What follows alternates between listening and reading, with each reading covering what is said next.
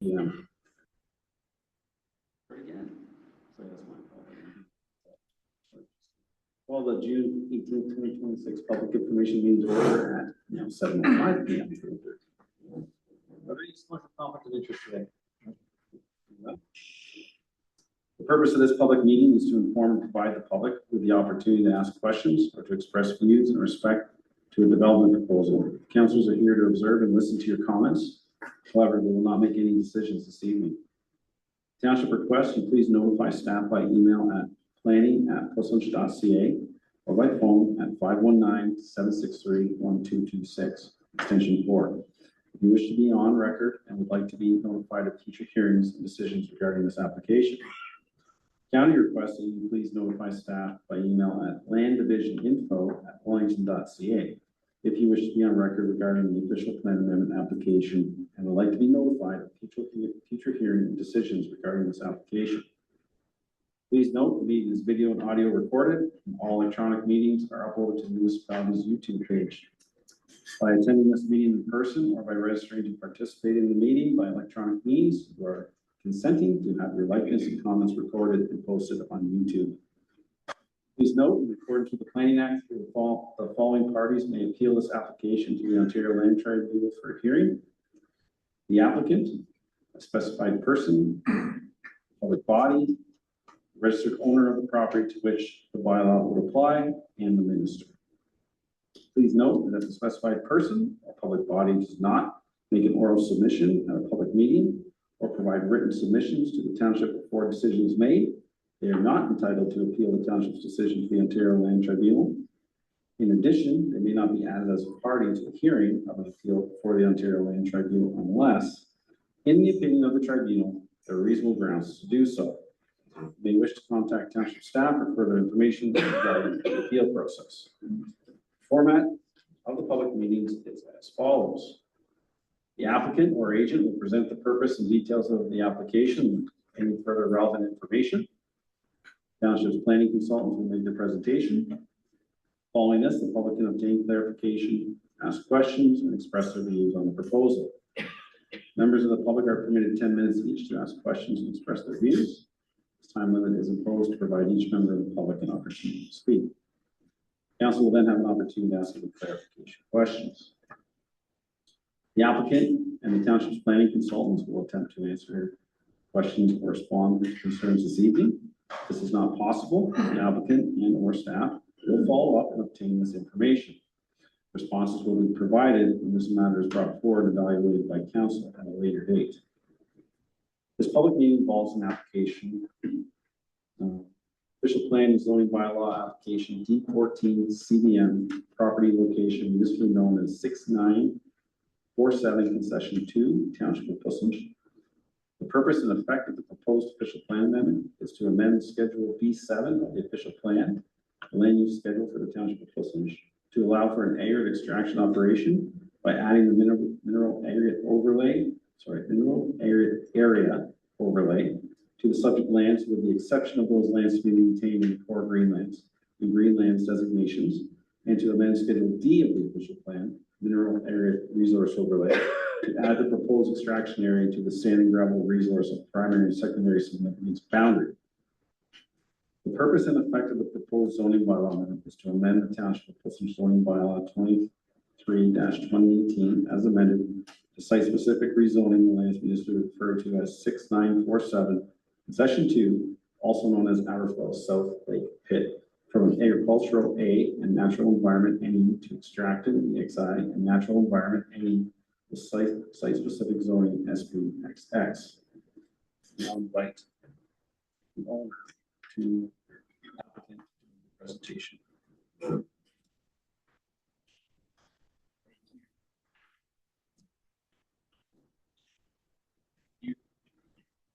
There's a little green LED there you can see when you press the button.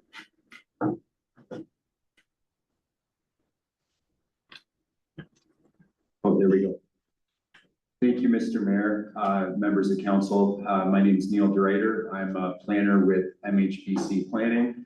I'm here with Andrian Samard and Stephen May from CBM, and we've also have members of our technical consulting team. We put together a presentation just to highlight an overview of this proposed gravel pit application.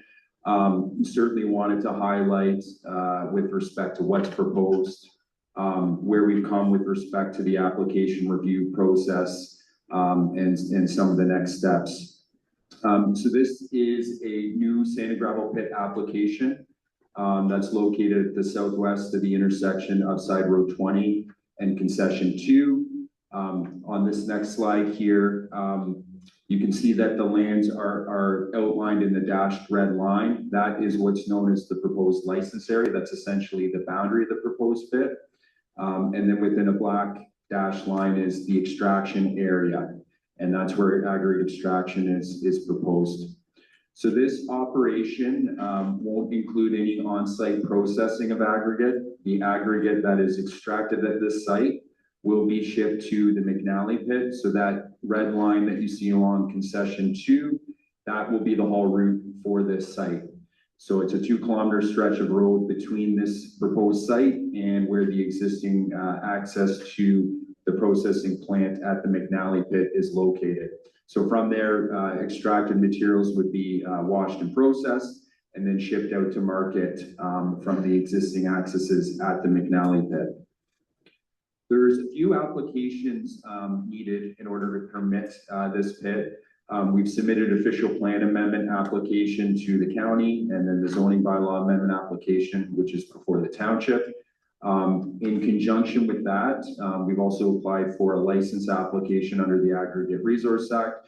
So that's an application that's with the Ministry of Natural Resources.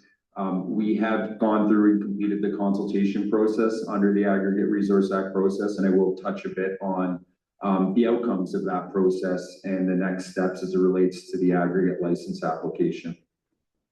I should note that all these applications were submitted in late 2023. This certainly has been a multi-year project, even leading up before and pre-consulting with the township and county on this project and to get to this point in time. The maximum annual tonnage limit, that is the limit that all aggregate licenses have to have in terms of the maximum allowable tonnage extracted per year, is proposed to be 1 million tons. Based on the proposed extraction area, there's about 5.5 million tons of sand and gravel located on this site. Based on that estimated reserves, the pit would be operational for about 6 to 10 years. Certainly conditional on market conditions, but that's CBM's sort of expectation with respect to where things are at with respect to the quality of the material here and the amount that's produced on an annual basis. Next slide, please. Just wanted to show here the conceptual rehabilitation plan and what's proposed for following the extraction of aggregate as the site's rehabilitated. The vast majority of the reserves on the site are located below the water table. So as part of final rehabilitation, there will be a pond of approximately 26 hectares in size. Surrounding the pond, there will be shallow shoreline areas, and then within the setbacks, which I should say that the setbacks from all significant natural features are 30 meters. Within those setback areas, there will be tree planting areas just under 7 hectares in size. And then there's also created wetlands, which are in the darker blue shade, located in different areas of those setbacks, and that's about 1 hectare in total size. Next slide, please. This is a visual rendering intended to show what that rehabilitation concept looks like as it relates to trying to provide some real-life imagery on the expectation or how this rehabilitation plans comes to life. And I would say this is the final landform. This is not meant to indicate that, in 2 years from now, this is what it would look like. This is certainly to try to provide a depiction following extraction of aggregate and completion of rehabilitation. Next slide, please. Just wanted to highlight a little bit about CBM's rehabilitation work specifically within the township. Certainly, as council's well aware and members of the public, there are extensive high-quality sand and gravel resources found without the township. There has been extraction ongoing, within your community for the last few decades. And certainly we wanted to highlight CBM as a holder of many licenses, both past and present within the township. Some of the rehabilitation work that has been undertaken within this area. And the one thing we just wanted to highlight, within the last 10 years, CBM's planted approximately 140,000 trees across their properties within Puss Lynch. Most recently, the Nybauer pit, which is located about 1 kilometer to east of this site. There was recently over 18,000 trees planted along a side slope forested. That was part of the rehabilitation planning for that site. Next slide, please. So the previous slide, we touched base on the progressive rehabilitation, but we also wanted to highlight that there have been many sites that CBM has owned and operated in which licenses have been surrendered and converted to other land uses. Some of the examples we've got here have been either rezoned or redeveloped for commercial, industrial, or agricultural uses. Some of the ones to bring forward, Edgington 2 was about 40 acres of land that's been converted to commercial and employment lands. The Coburn property, which is just a kilometer north of this site, was surrendered in 2017 and rezoned to commercial use. Next slide, please. I mentioned at the beginning just the overall timelines and this being, a multi-year iterative process. And I really wanted to highlight, at a high level, the work between sort of now and the submission of the applications in late 2023. In spring 2024, CBM started their notification and consultation process under the Aggregate Resource Act. So that's very similar to the process that the township and the county undertake in terms of consulting with the public and the agencies on the applications. Between the period of summer 2024 to fall 2025, there was additional technical work undertaken, and I do want to highlight the degree to which that work was undertaken, the amount as a result of the comments received and how it led to the changes that have been made to the application. Through the Aggregate Resource Act process in late 2025 and early 2026, CBM responded to all the comments that they had received on the license application and summarized the changes that have been made to the application. And then more recently, in April 2026, we were at the Planning Development Advisory Committee meeting at the township. Additional changes were made to the application. And then, as I previously noted, what's known as the 2-year consultation period that's required for Aggregate Resource Act license applications ended in April. Next slide, please. Just wanted to highlight the technical studies that were included initially with the submission of this application in late 2023. So this covered areas of planning, archaeology, water, visual assessment, dust, agricultural reviews and aggregate resource evaluation, traffic study, noise impact study, natural environment report. So all of those studies, in addition to what's known as the Aggregate Resource Act site plan, basically the document outlining how this pit would be operated and rehabilitated, went in with those submissions and then were made available for the agencies and the public to review. Next slide, please. So some of the additional work we wanted to bring forward at the end of last year, there was substantial additional work provided. And what I would note is a large degree of this was in response to the comments we received from the public, but I would also highlight the comments received from the township, specifically through their peer reviewers, as well as the other agencies that we've been consulting with on this application. And if I had to, distill it down to what were the key themes of the additional work, it was certainly drilled down towards water and ecology, and specifically providing further information as it relates to potential impacts on Mill Creek, the significant wetlands that surround this site, as well as the significant woodlands. And then another aspect of this additional work was with respect to flood mapping and floodplain risk assessment and further work undertaken with the Grand River Conservation Authority. As part of all this work, written responses were provided to all the agencies and the peer review comments. And all of this information has been included on CBM's project website, so that was publicly made available. Next slide, please. Wanted to highlight the key changes that have been made to the application in response to the comments received. Some in the audience may recall that this application was first referred to as a pit expansion. That was a comment that probably one of the main comments that we heard back from the public was confusion as to how this could be an expansion. So CBM has renamed this site to an Aberfoyle South Lake pit, and it still continues to be subject to the requirements for a new license application.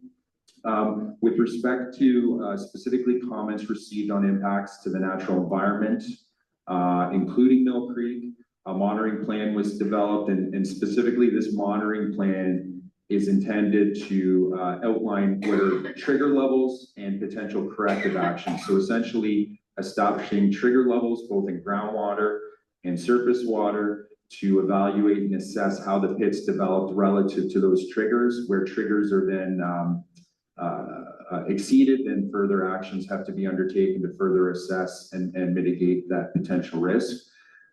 There's been additional mitigation measures that have been incorporated within the site plan. I would also note that as part of a lot of comments with respect to views from concession 2 and neighboring homes, there's been enhanced visual screening that's been added along the frontage of concession 2, as well as further information provided along the proposed pit entrance. Also, the CBM's agreed that they would pave the entrance to this site, as well as incorporate dust suppression measures along the entrance. There's also been increases in the amount of wetlands to be created as part of rehabilitation. Also, for the tree planting areas I mentioned, there's specific thresholds and requirements for how trees are to be planted and to ensure that that planting is successful. Next slide, please. We wanted to highlight the more recent changes that CBM has made to the application. The first one, and this corresponds with the map that's shown on the slide. The area in the yellow shade, that area has been removed from the license. So essentially all lands between what's known as Tributary 3, which crosses the property roughly in a west to east direction, and the lands between that and the road have been removed from the license area. This area was certainly never intended to be extracted or used for the aggregate operation. So just to ensure that there's full clarity on the purpose of it, it's been removed from the license altogether. There's also been more refinements and more detail provided with respect to the groundwater and surface water trigger levels. As part of the site plan, CBM is incorporated what's known as a maximum disturbed area of 50%. Basically, the simple way of explaining that is no more than 50% of the site can be actively extracted or disturbed. Essentially, what that allows to happen, it keeps an area in which they require for extraction, limited to the area that's totally necessary, but then it also correspondingly ensures that progressive rehabilitation is following as extraction progresses through the site. There's been additional noise mitigation added. There will be requirements for noise audits. So when the pit is operational, audits will be completed to assess the equipment on site relative to the noise level limits and to assess how that is impacting adjacent properties to ensure that there's compliance with the standards. And then there's additional mitigation with respect to heavy-duty sediment and erosion fencing control measures. Basically anywhere along the wetland or water courses and areas to be disturbed will have to incorporate heavy-duty sediment erosion fencing along the setback. Next slide, please. I wanted to touch on the agency consultation because I think with respect to an application like this, there is a long list of agencies in which we consult and a long list of agencies that review the application. They review the technical studies that have been prepared, and they also review the additional materials and the changes that have been made to the application that I just noted. So that includes, Ministry of Natural Resources, Ministry of Environment. They review it from both a surface water and groundwater perspective, but also species at risk. Ministry of Agriculture's review the application, the Grand River Conservation Authority, Hydro One, Fisheries and Oceans Canada as it relates to potential impacts on fish habitat in Mill Creek. And then, with respect to the county and township, we've also reviewed and provided comments on the application. What I would note is the majority of the agencies have signed off and have no outstanding concerns with the application. This includes agencies from the perspective of groundwater and surface water, Ministry of Environment, as well as species at risk. Ministry of Agriculture has no comments on the application. Grand River Conservation Authority, there was extensive work done with them. I should have noted at the beginning, but because of the location of this property adjacent to Mill Creek and the topography, the majority of the site is located within a floodplain. So being within a floodplain, which the GRCA, maintains and regulates, GRCA had, what I would consider to be quite significant questions and concerns at the beginning of this project as to how this pit operation would affect both upstream and downstream flooding impacts. So as a result of that, WSP had undertaken additional work and floodplain assessments. Changes have been made to sort of the landforming and the perimeter grading of the pit, and to ensure that those impacts are appropriately managed. And I would note that within the last month, Grand River Conservation Authority has signed off on this application. Fisheries and Oceans Canada has also issued essentially a release letter indicating that there will be no disturbance of fish habitat as it relates to the Fisheries Act, so no authorizations are required through their legislation. Next slide, please. On the public consultation side of things, and this is very specific to the Aggregate Resource Act license, I certainly appreciate and recognize that through the township's process and the county's process, members of the public have also provided comments. But with respect to what was received through the Aggregate Resource Act process, we received comments from 18 members of the public through the notification period. As is required through the Aggregate Resource Act, responses have to be provided to all commenters. Anybody who then provides a comment has the opportunity to review the information provided by CBM and decide whether or not they want to object to the license application. So as a result of, at the conclusion of our consultation process through the Aggregate Resource Act, we issued what are known as objection forms, and this indicates who would like to maintain their objections to the license application. So 2 members of the public / organization have maintained objections to the license application. And I would note the organization, the Mill Creek Stewards, does represent several landowners and houses. So as a result of those maintained objections, what will likely happen is that the ministry will then refer the Aggregate Resource Act license application to the Ontario Land Tribunal. So essentially there will be a hearing to then work through those remaining objections. The timing for which that will occur at this point is not yet known. Obviously, we're still working, even today through the township and the county through your planning processes. Obviously, we want to work sort of collaboratively together and make sure everything is working as in parallel as it's able to. Next slide, please. And with that, that is my presentation. Certainly happy to answer any questions now from council or wait for following members of the public to provide comments.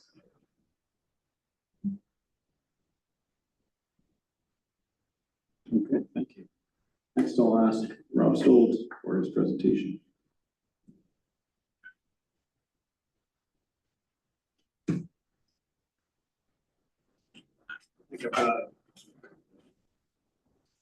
Is it working? Yep. Yes, very good. Okay, I'll keep it close here. So good evening. My name is Rob Stoltz. Company is called Stoltz Associates. I'm here with some of the members of the township's peer review team, township hydrogeologist, Stan, and township consulting engineer, Andrea, and from Abood, Jordan and Cheryl Ann. That's the township ecology team. And we have completed And it's still ongoing. We completed a fairly extensive review of the documents. I think there's over 20 or 30 documents that have been presented to the township to review. So the purpose of what I'm going to do is just highlight some of the main issues and then provide a legislative context for how those issues, those concerns will be addressed in an upcoming report for the township when the township council makes a decision on the application. So next slide, please. So this is a similar map to what was just recently presented. The location, the site, part of lots 18, 19, and 20, concession 1. The proposed license area is 39.2, so a little less than 100 acres. And the extraction area is 27.5 hectares. It's a Class A pit license, and the license will permit above and below water table extraction if it's licensed. And we're here tonight to deal with the planning component. So there's two parallel processes. There's the Agri-Resources Act component. And the applicant just explained briefly what happened with that. There were a number of objections on it. The township is an objector. And there's likely to be a hearing, an OLT hearing to deal with that component.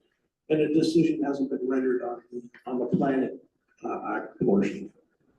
So as was described, the lands are to the south of the 401, they're south of concession 2 road.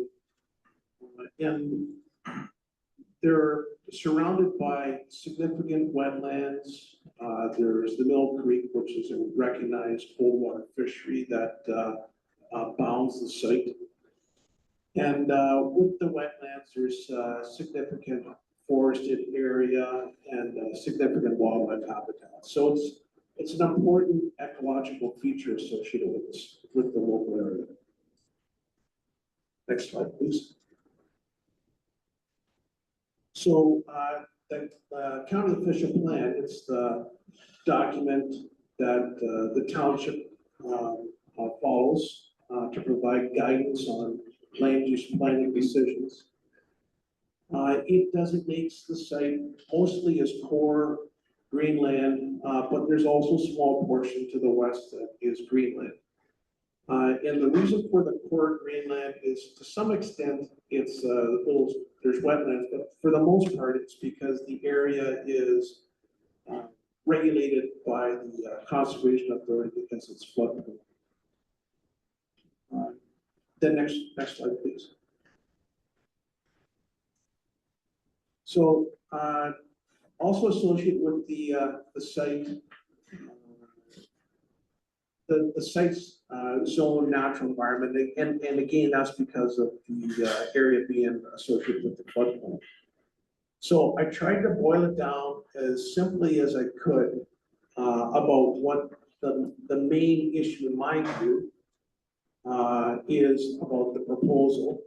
Now, there's other important issues. I'm not trying to say that they're not important, but to me, when I look at the site and the proximity to the significant adjacent features, we're concerned about what is the relationship between the water regime, and the wetlands and fish habitat and trees, and also the wildlife that's associated with it. So from the work that the township hydrogeologist Stan has prepared, he looked at the reporting that was submitted by the applicant, and he provided this, and I thought it was a pretty good table and figure, and it shows that from extraction, there's going to be some areas that are going to have a drop in the groundwater table, groundwater inputs. And in other areas, there's going to be a rise in it. So the areas that I was most focused in on, and the other members of the team, they would focus in on other areas possibly, but there were area 1, area 2, area 5 on that map. Can everyone see them? Yeah. Excellent. That's the way we do things. So, area one is in the northeast corner above, the concession two road. And area two is in the southeast corner. And area five is in the middle of the map, to the north of, concession two. And those areas are anticipated to, receive or result in the biggest drop in water table, groundwater inputs, from this proposed gravel pit. So then we sit back and we say to ourselves, okay, so we're gonna have a drawdown, there's gonna be less groundwater going into it. What is the impact on, the natural environment from that? And that's why we have good folks from, the ecology folks from ABU to help us out on that. And all I can say at this point right now is that there's a bunch of unanswered questions, so there's gaps between what the township's consultants view as a potential concern or potential impact and what the applicant's consultants are seeing. So for the last round of comments that were submitted or circulated to the applicant, there were a series of questions that I don't think have been answered satisfactorily to the township peer review team. So that is the gap that we presently have with the application. So at this point, we're not able to provide any advice to the township council or to the public about regarding supporting it because that gap is too big. We need to have our questions addressed, answered. So again, we're concerned in this particular figure, we're concerned about the water-related effects on the wetlands, Mill Creek fish habitat, and the associated wildlife habitat. So next slide. Now, I think that it's my view that the legislation also points planners and council decision makers to the relevant tests in determining whether an application is good or should be supported. So I've highlighted some of those tests under the Agri Resources Act, and this is again what the township peer review team is going to be looking at. So the first one says, what's the effect of the operation of the pit on the environment? So again, we're concerned about what's the impact on the wetland and the adjacent natural habitats. Any comments provided by the municipality in which the site is located. So we have provided several pages of comments that in our view still have not been addressed satisfactorily. Any possible effects on ground and surface water resources, including on drinking water sources. So again, goes back to the concern about water-related impacts from the proposal.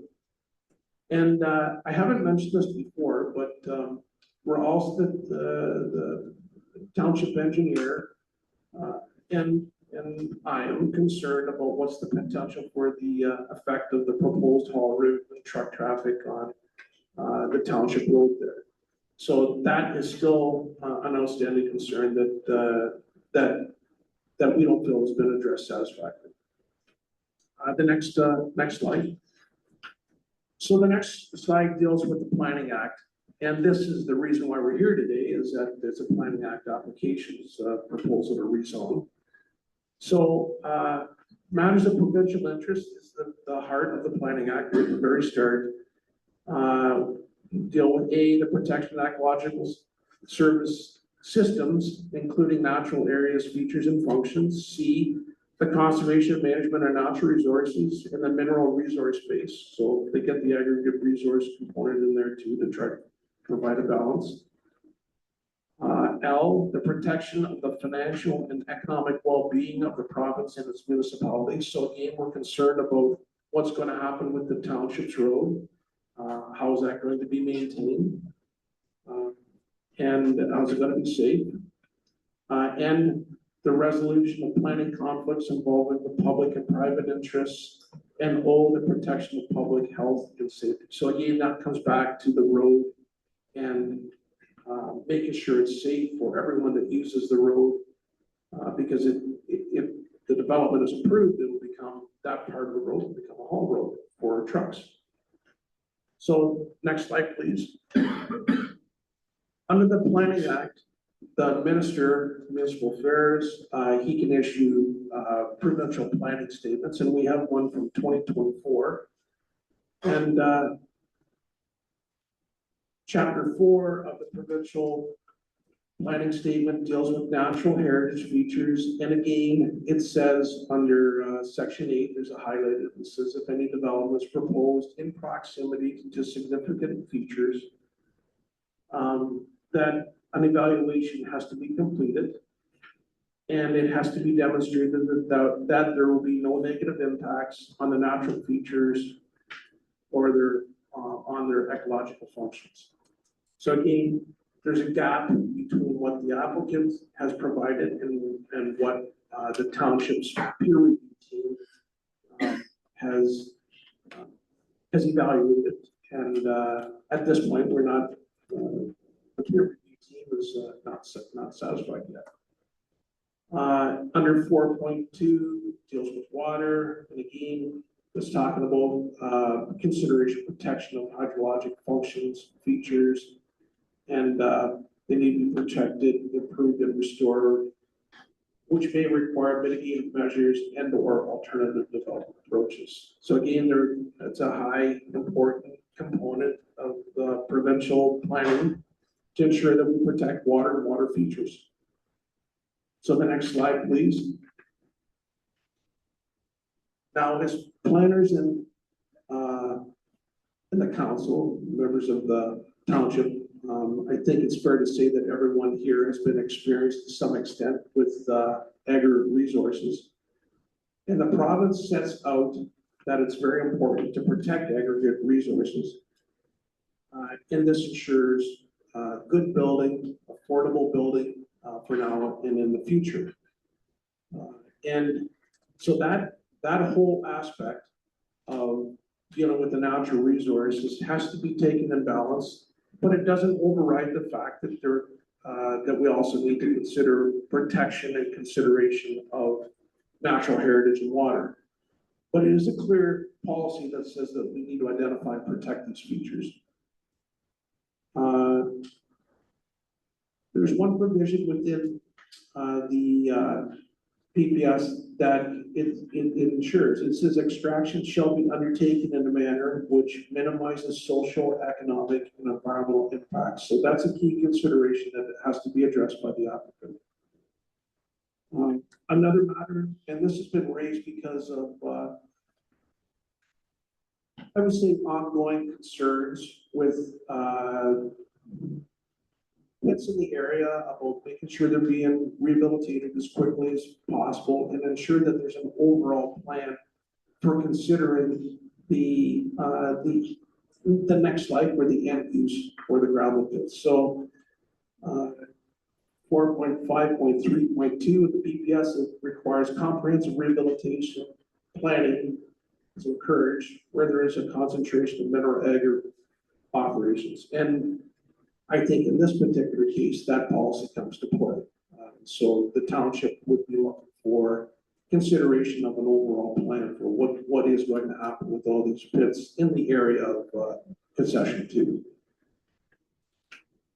So those are the main policy features that we're looking at. Now the county official plan also has similar questions. They replicate that policy regime.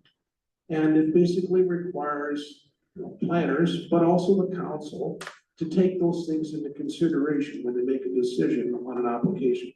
Planners don't make the decision, but we provide our opinion on whether it's been addressed satisfactorily or not, and whether it's the application is consistent with the BPS.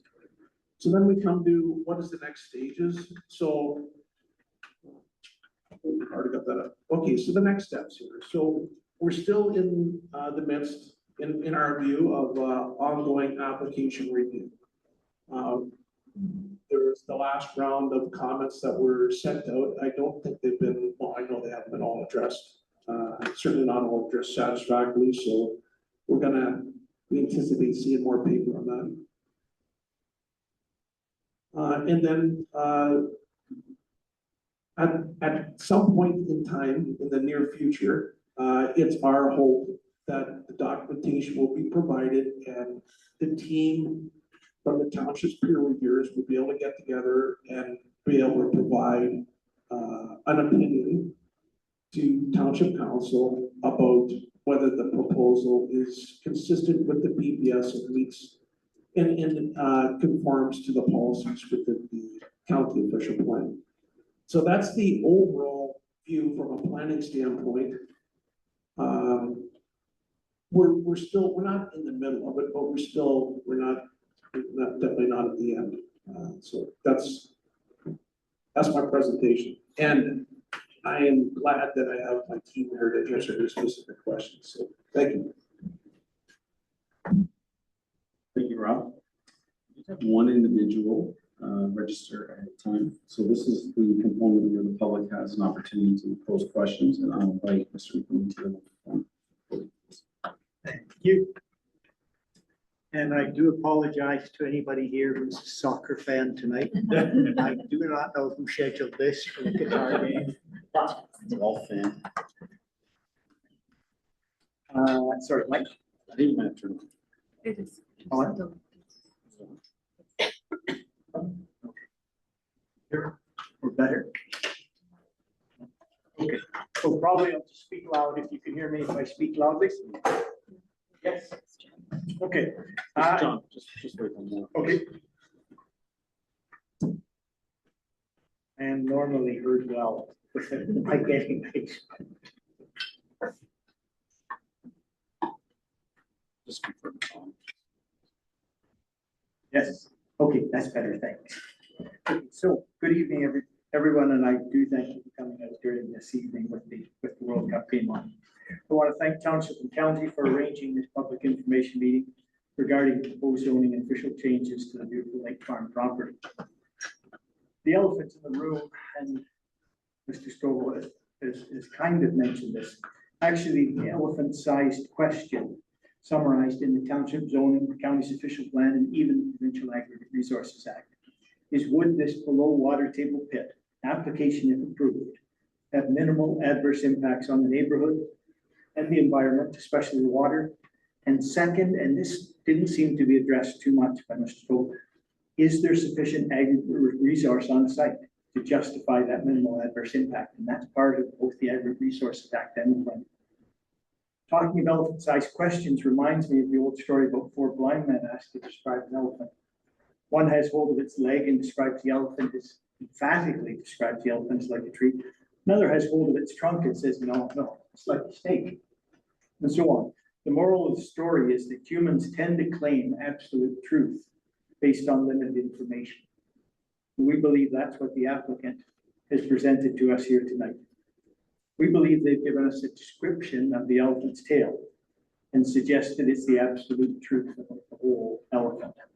Whereas we beg to differ, and we'd like to present the other 95% of that elephant, starting with the farm. This application proposes 70 acres of extraction shoehorned into the middle of 1,800 acres of provincially significant Mill Creek wetland complex. Every acre which is critical to our drinking water storage, flood control, carbon sequestration, and thousands, literally thousands of species ecosystems from insects to mammals. It proposes 70 acres of extraction surrounded by cold water fish habitats in the form of the Mill Creek and tributaries, a habitat increasingly rare in Ontario. It proposes 70 acres of extraction encircled by environmentally sensitive forests, in fact, the largest contiguous tract in North County. It proposes 70 acres of extraction classified 100% floodplain, which speaks for itself with respect to usefulness. It proposes 70 acres of extraction assessed 100% as prime farmland at a time of increasing food insecurity. It proposes 70 acres of extraction evaluated 0% as mineral aggregate overlay, an overlay intended to define land areas with significant quantity and quality of aggregate. It proposes 70 acres of extraction defined 100% as Greenland core Greenland in the county's official plan, and 70 acres of extraction judged almost 100% as natural environment zone under township bylaw. But let's not lose sight of the forest for the trees here. Words like surrounded and encircled give the impression of 70 acres of extraction, separate from the Mill Creek Wetland Complex and our House Lakes community. Nothing could be further from the truth. The truth is this lake farm is an integral component of both the wetland complex and the community. In the case of the wetland complex, this cleared farmland provides a unique habitat of sun, food, drainage, and open space that supports a diversity of those wetland ecosystems, including the Mill Creek that otherwise couldn't survive. In the case of Puss Lynch, this cleared land provides Puss Lynch residents with a unique habitat fostering a diversity of residents who otherwise could lack food, water, and certainly visual and physical green space, critical to their mental and physical well-being. Which raises our first simple question for CBM. What the heck were you thinking when you bought this property? Well, maybe it's some tremendous volume of aggregate you were thinking about, except this application proposes a quantity of aggregate per acre of land destroyed that is half or less than half the quantity of aggregate per acre of land destroyed from aggregate sites further up the road that are included in the mineral aggregate overlay. To rephrase that, twice as much land will need to be destroyed for the same amount of aggregate produced. And that's based on CBM's own calculations. Our association calculates even less aggregate, that is more land destroyed for that same quantity of aggregate. This application proposes aggregate that appears significantly contaminated with silt and clay, which could further reduce available aggregate and will definitely require significant waste disposal. Silt ponds. This application proposes aggregate that the applicant hasn't even bothered to test for quality, despite weekly opportunities for sampling. Which raises our second simple question for CBM. Why should the county even consider extending its mineral aggregate overlay over this lake farm site when you have less than half the aggregate quantity of overlay sites up the road? When CBM has made no attempt to define quality, and when CBM has indicated no interest in reboring the 1/3 of its intrasite borehole samples, which it claims were stolen before being evaluated, and which, if resampled, could have provided them with supporting documentation. So it's not the huge amount of aggregate CBM was thinking about. Maybe it was really minimal, maybe even no adverse impacts, except the township consultants have defined otherwise, including multiple problems such as unaddressed significant water and other natural environmental impacts beyond the report's addressed 120-meter limit, blockage of all groundwater flow to the creek over a 900-meter stretch, unclear qualifications for reclassification of wetlands, permanent changes to both the Mill Creek Brook and brown trout ecosystems, unaddressed weaknesses in modeling and surveys of species populations, including old data, unaddressed decreases in the water table impacting provincially significant wetlands, significant changes to the flow of tributary 3, the existence of artesian groundwater upflow in 2 sites bracketing the excavation area with the potential for the same within the extraction area, inconsistent operation plans, lack of clarity regarding silt deposition plans, and the list goes on.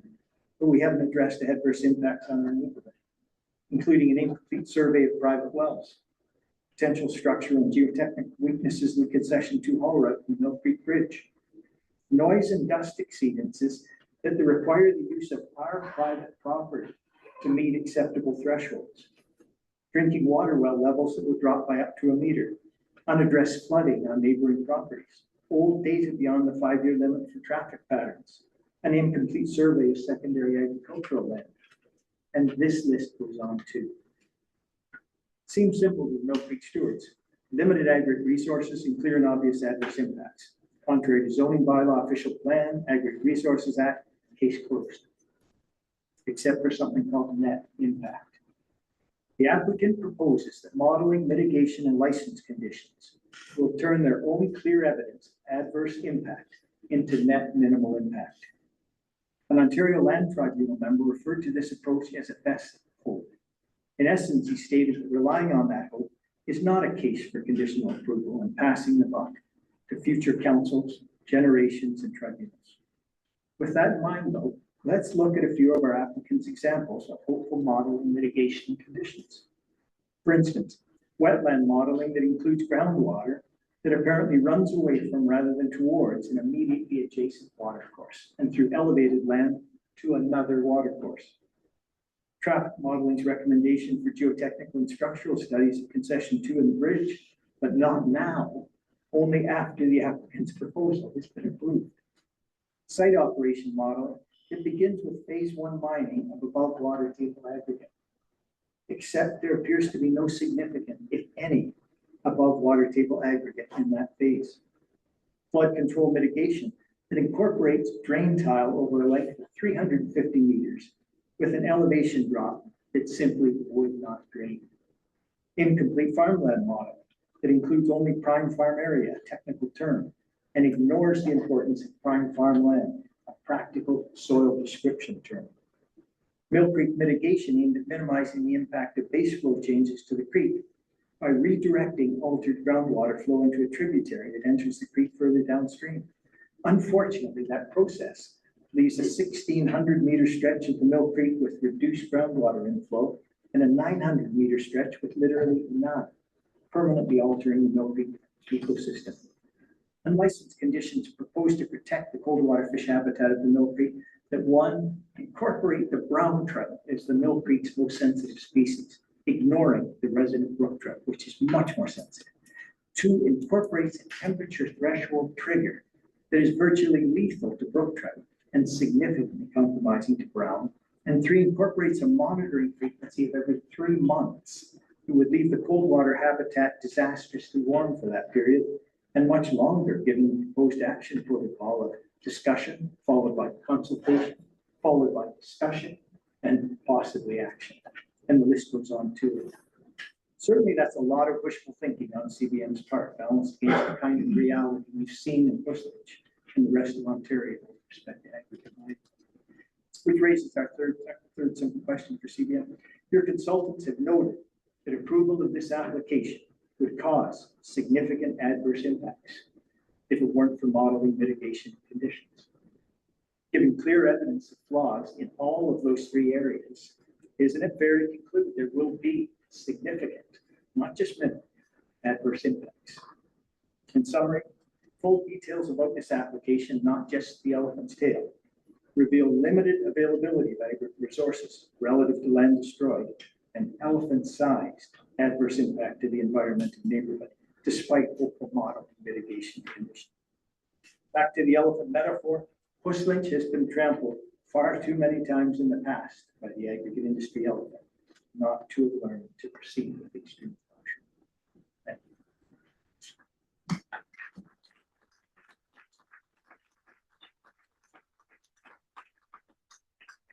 Thank you, John. I will give the applicant an opportunity to comment on your presentation. I will suggest that you provide that in digital form to both the applicant and township, as respectfully, it's quite a bit to unpack, Yes. especially tonight. There were some specific questions. I will just turn it over to you if you want to say some comments.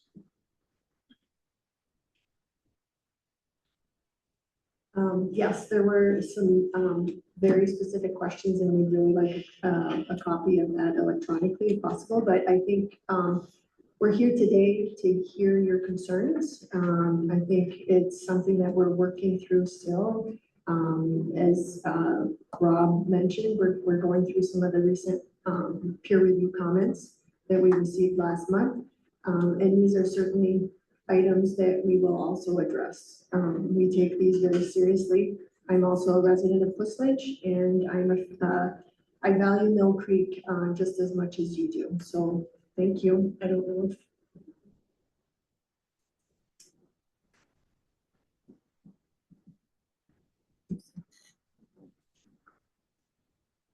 Sorry, I turned my mic on. okay. I think we'll get in maybe into specifics throughout the meeting. Well, as indicated in my preamble, that questions that cannot be answered tonight will be addressed when it comes back to council. So if CBM is not able to answer tonight, then I that process. But I feel it's important that you receive that document so that you have essentially your laundry list of of the questions from Mr. McNee that then you can report back to council at that time.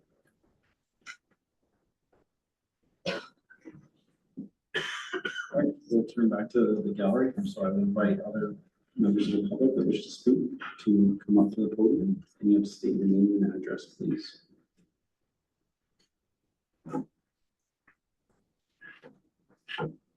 The other gentleman, Don, the other gentleman stood up just before. You go you, first. so- Thank you very much. Thank you. My name is Alan Nagel. I'm at 7053 Concession 2. I have 3 questions. The first one is, in your presentation, you noted that most of the agencies are in agreement with your plan. You identified the ones that were. What are the ones that aren't?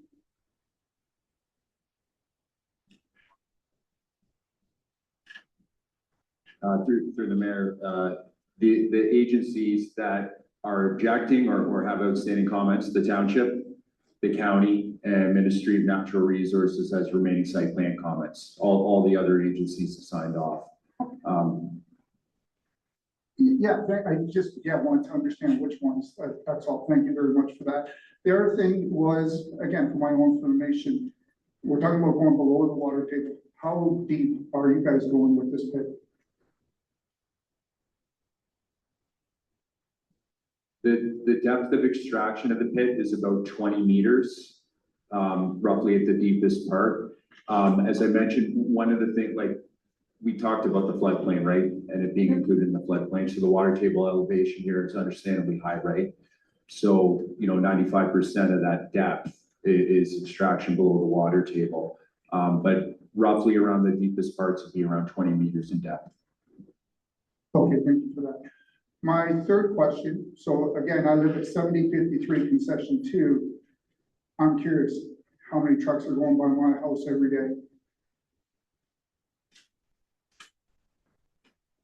14 trucks an hour at the maximum. So there'll be 14 trucks heading out from this site to McNally, and then the trucks return back to pick up material. On an 8-hour day, a 10-hour day, only Monday to Friday, weekends? So the hours of operation that are proposed are similar to what the other pits that you would see, close to your home, right? With respect to the hours that they operate, primarily being 7 a.m. to 7 p.m. Weekdays, as well as Saturday shipping. The 14 is the peak, right? That's when everything, the maximum amount is able to be loaded onto the trucks. Obviously, is the limitations on how quickly they're able to load the material. But that's what the traffic study determined to be sort of the maximum worst case scenario for trucking levels. Okay, so let's call it 10 at 12 hours a day. So 120 trucks a day. It's a lot, right? And my concern is for people that live in the area, anytime there's a drop of rain on the 401, all the traffic comes down that road. So not only is there going to be hundreds of trucks on that road, has there been any consideration for the regular traffic that gets diverted from the 401 that's on that road? I'm worried I'm not going to get out of my driveway during the day. We can go back to the traffic consultant, look at that. I believe that comment has come up about, the emergency detour routes and its impact on the truck route. But certainly we'll make sure, I don't want to say for certainty that it was covered in the traffic study because I don't know 100% conclusively, but certainly we'll make sure that the traffic consultant's made aware of that so that they can provide a response for you. I appreciate that. Thank you very much. Don? My name is Don McKay. I live at 84 Queen Street in Morriston. I'm also a member of other organization worried about Mill Creek, the Friends of Mill Creek. And we've been in existence since 1996, over 30 years, looking at what our mission is to return Mill Creek to a cold water stream. And the way we operate in this community is we leave the door open to anyone who wants to become a member of Friends of Mill Creek. And we have quite a diversity of membership available to us. That includes aggregate people, we have water people, we have farmers, we have scientists, we have regular this community members. And so we are quite concerned with what happens to Friends of Mill Creek. But one of the things we do is by inviting and having that wide diversity, when they come to a meeting, they leave their hats at the door. And when they walk in the room, we talk about Mill Creek and only Mill Creek and how are we going to sustain it as a cold water stream. So there's been a lot of interesting conversations here today, a lot of good questions that have been asked that CBM will probably look at and try to answer. I'm not taking sides on any way other than saying that we are here to protect the creek. And just to show one way we do protect the creek, for 23 years, we have run a ranger program in which we hire students, high school students, in collaboration with the Grand River Conservation Authority to winter that creek and work on it to maintain it, to make sure it stays a cold water. So all I'm saying is we will work with anybody, with CBM and any other aggregate organization or any other people that are interested in maintaining the Mill Creek as cold water. And so I just throw that out to you that are concerned, we're interested. However, whatever happens is we will work with the organization to make sure that Mill Creek is sustainable and will continue to be a major resource for the community. Thank you. Thank you, Don. Any other members in the gallery before I go to our online attendees? I would invite you to the podium, sir. to do that. Barclay. Say your name and address. Barclay Knapp, 4402 Concession 11. Thank you, council and staff, for putting this on tonight. It seems that this township, we have this curse of having aggregate that other areas of the province need. For roads, for parking lots, for foundations for buildings. But we also have in this province a loss of 319 acres of farmland a day. Unfortunately, taking gravel and preserving farmland, that just unfortunately just doesn't always work. If there was such a thing as rehabilitation back to farmland, I think that this would be something that could be okay, but rehabilitation, which is about restoring and recovering. If I can take Austin Matthews, the captain of Maple Leafs, as an example, if he was to tear his ACL and then go through surgery and physiotherapy, and rehab left him with, say, being only able to play bocce or lawn bowling, that would not be considered a good rehabilitation. Putting a rehabilitation with a pond and wetland areas instead of where the farm fields were. And this is good soil for farming. Burford loam, Killian loam, and Dufferin loam. Very good soil crops on it and pasturing on it. If a pond's going to be put in place, I'm not sure if that's could be called rehabilitation.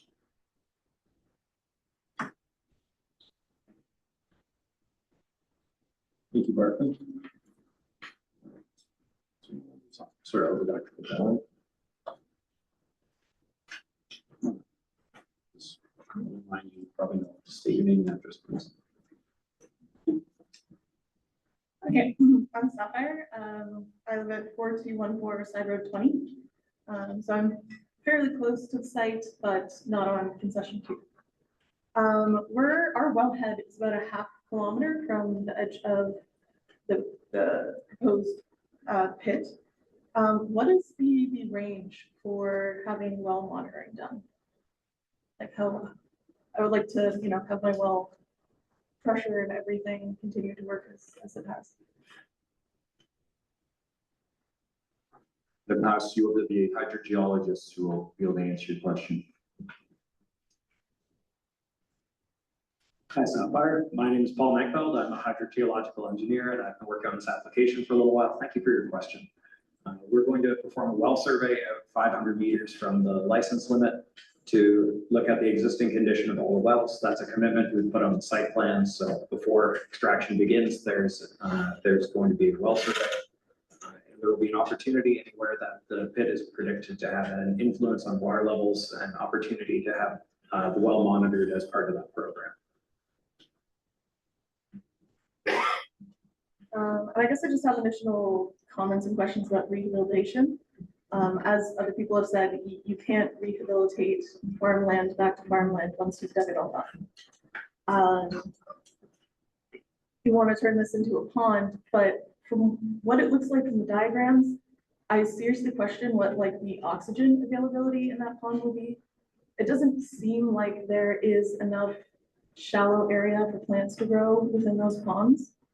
And I worry that it would turn into a situation that a big dead pit of water could result in issues. I know the fish farm that is one of the rehabilitation sites has been having a lot of trouble with maintaining their fish. I can know that because it smells real bad sometimes. So if we actually want to have a working ecosystem in that space when it's rehabilitated, I believe changes should probably be made in terms of like the space where we can grow aquatic plants and actually set up a proper ecosystem.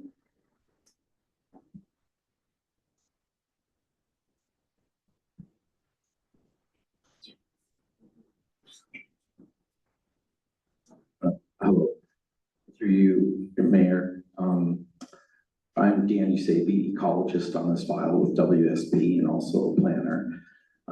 There are a lot of examples in Ontario of aggregate pits that have that are below water in their ponds, and they don't tend to go eutrophic. And McMillan Pit, which is probably the closest pit, is an example. And some of the other pits, the Dufferin pits, and the ones on the other side of the 401 at Capitol.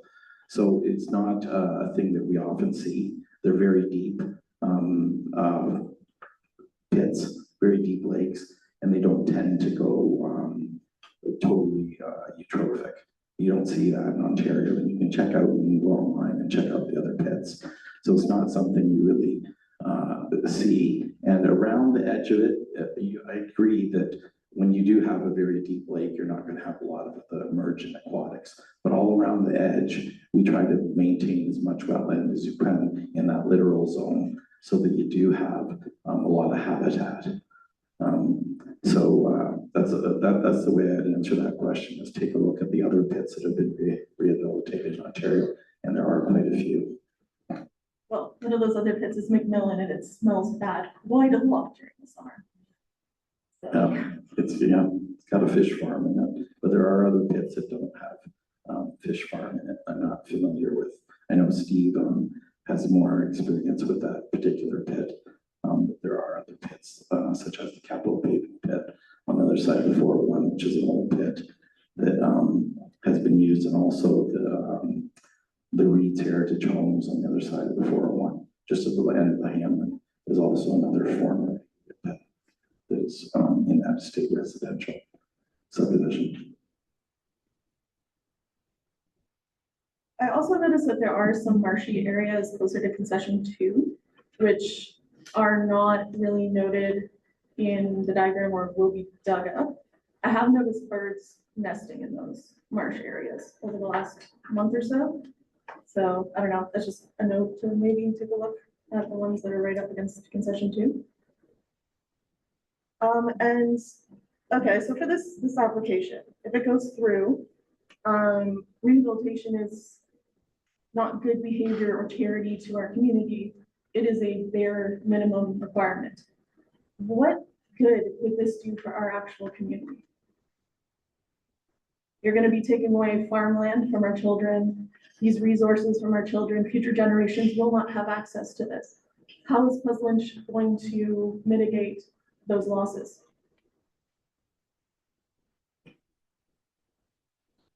I can start and then probably ask CBM if they want to include any concluding remarks in that. The planning system we have in Ontario places, as a matter of provincial interest, protection of agriculture, much like it does aggregate. We've heard, and many people here tonight know this as a fact, that there's a lot of high quality sand and gravel in Quistland, right? So with respect to, and particularly the comment about rehabilitating back to agriculture, the simple fact is it's not possible here, right? The water table is essentially at the surface. You can drive by the site today and you'll likely still see water sitting there, right? So with respect to how, crops are going in that manner, but the interest is making more high quality aggregate available. And I know as a community with respect to, and I know for this council and understanding what that means for them, but we can't find this kind of gravel anywhere, right? And CBM's been operating a plant there, processing plant that provides the materials that we need as a society to grow and develop, and maintaining that to be able to continue to build infrastructure. As a good local example, we saw the recent update from MTO on the further work on the Highway 6 and the bypass and the intersection improvements. All of that is going to need this material. So, and I can appreciate as a community, it's hard to say, well, how does that really benefit me? But I think with respect to the planning system, and I'm simply saying this as a planner, but the planning system in Ontario has identified a priority in protecting it and making it available as close to market as possible. So that's sort of the confines in which we're working on it. And, Rob did a good job outlining with respect to those policies and how they get laid out in the county official plan, and balancing it with understanding, the soils that are on this property and the agricultural production relative to being able to make available that aggregate. So I apologize, separate, because that's a long-winded answer, and I went technical with some of the planning stuff, but, if Andreon or Steve want to add anything, please feel free to. Just to add a little bit to that, we have been in the community for many years. And working with the community is very important to us. We operate here, we want to be good community neighbors. So as Neil mentioned, we don't create where the aggregate is. It just so happens to be in this area.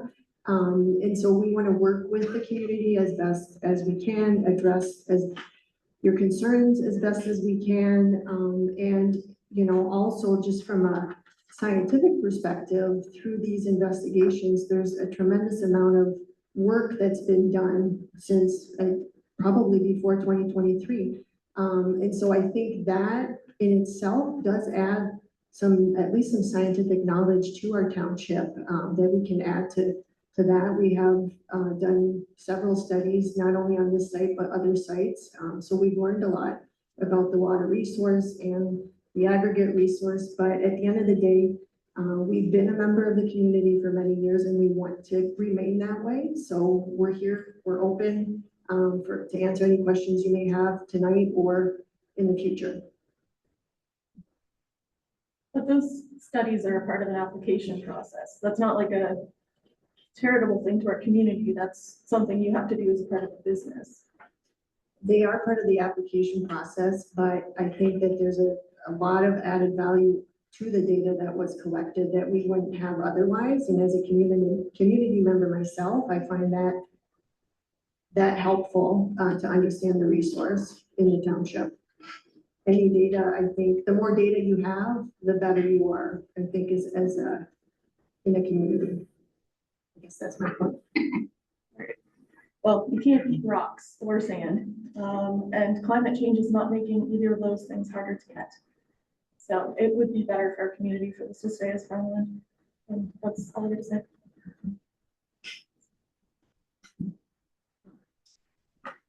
I got another one.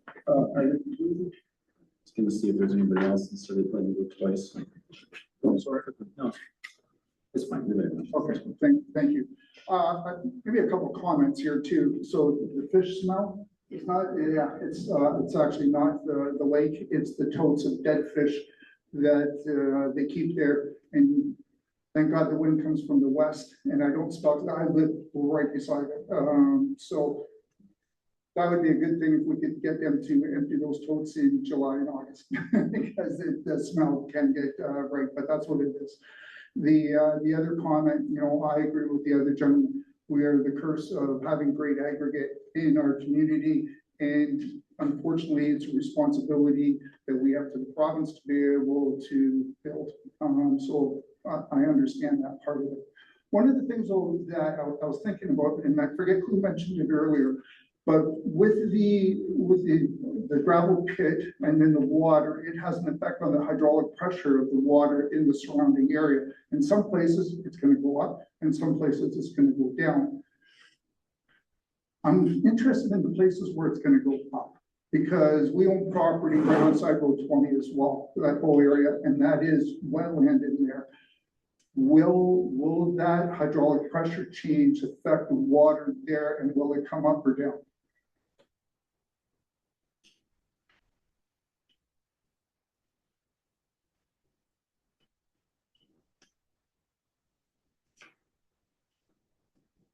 There we go.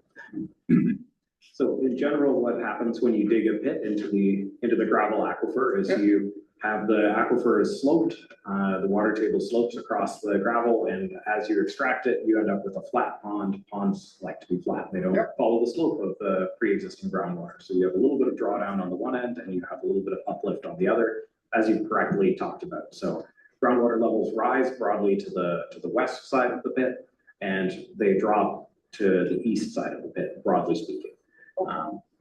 On the downstream side, we identified through the course of the application that groundwater uplift was taking place there. And to keep the groundwater levels in line with their pre-extracting levels, we have a tile drain that Mr. McNee talked about a little bit that we put on the downhill side of the pit to keep the groundwater levels close to where they are in the pre-extraction conditions. So we anticipate little change from the naturally occurring conditions for groundwater uplift. Perfect, thank you very much.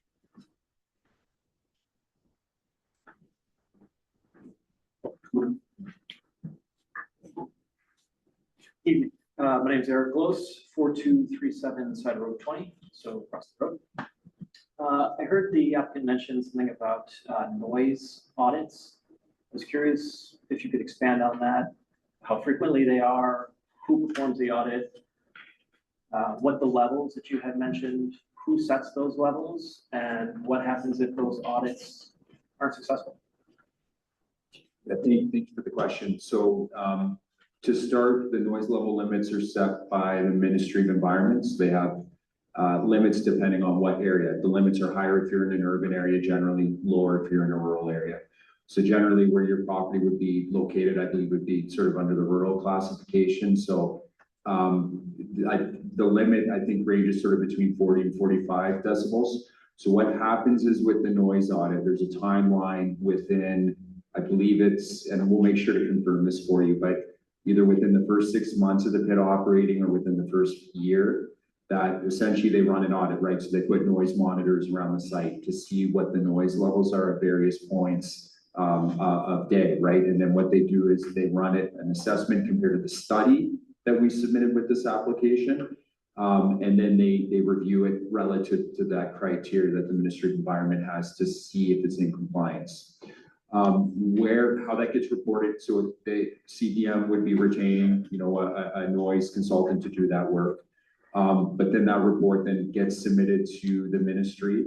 I believe in a case like this, similar to other audits where the municipality has an interest in seeing that work as well, because the municipality also has its own noise consultant that they've retained to peer review this work. I expect there'd probably be an interest in them seeing that work as well, right, to review it. Hypothetically, where if there's whether there's exceedances found, what ends up happening is there's either changes with respect to, it could be berm design, right, with respect to how high the berm is. In some cases, it could be how the equipment's operating in the certain levels. Within this pit, there's specific restrictions on the type of equipment that's operating. So sometimes it can be a combination of that. I don't want to hypothesize too much, but there are certain things that can be done to then adjust. What I would say for the noise audits, the important thing is, like with the noise study, much like many of the other studies you've been hearing about tonight, we take the data that we have from the information that's available. A lot of these things, and when we talked about it, a few comments have been raised about, you know, we keep talking about monitoring and mitigation. Well, why do we do that? Is because you don't really truly get to feel what that impact is until the use is in operation, right? And I'm not saying that to say, you know, ignore all the work that's been done, but in part, much like, you know, other ways of uses and understanding the impacts, that's why those plans are in place, right? And whether it's water, whether it's noise, those are to ensure that while the extraction is actually occurring, and it extends into rehabilitation too. It's not just digging, but it's also the rehabilitation.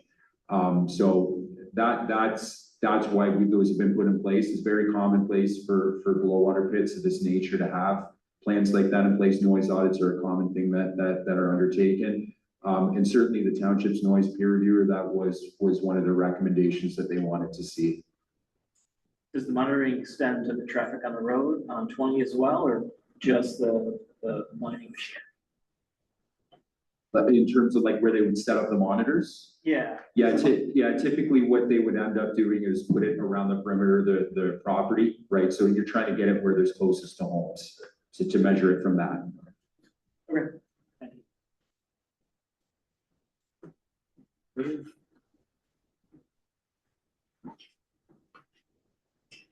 Maybe Kathy's gonna start.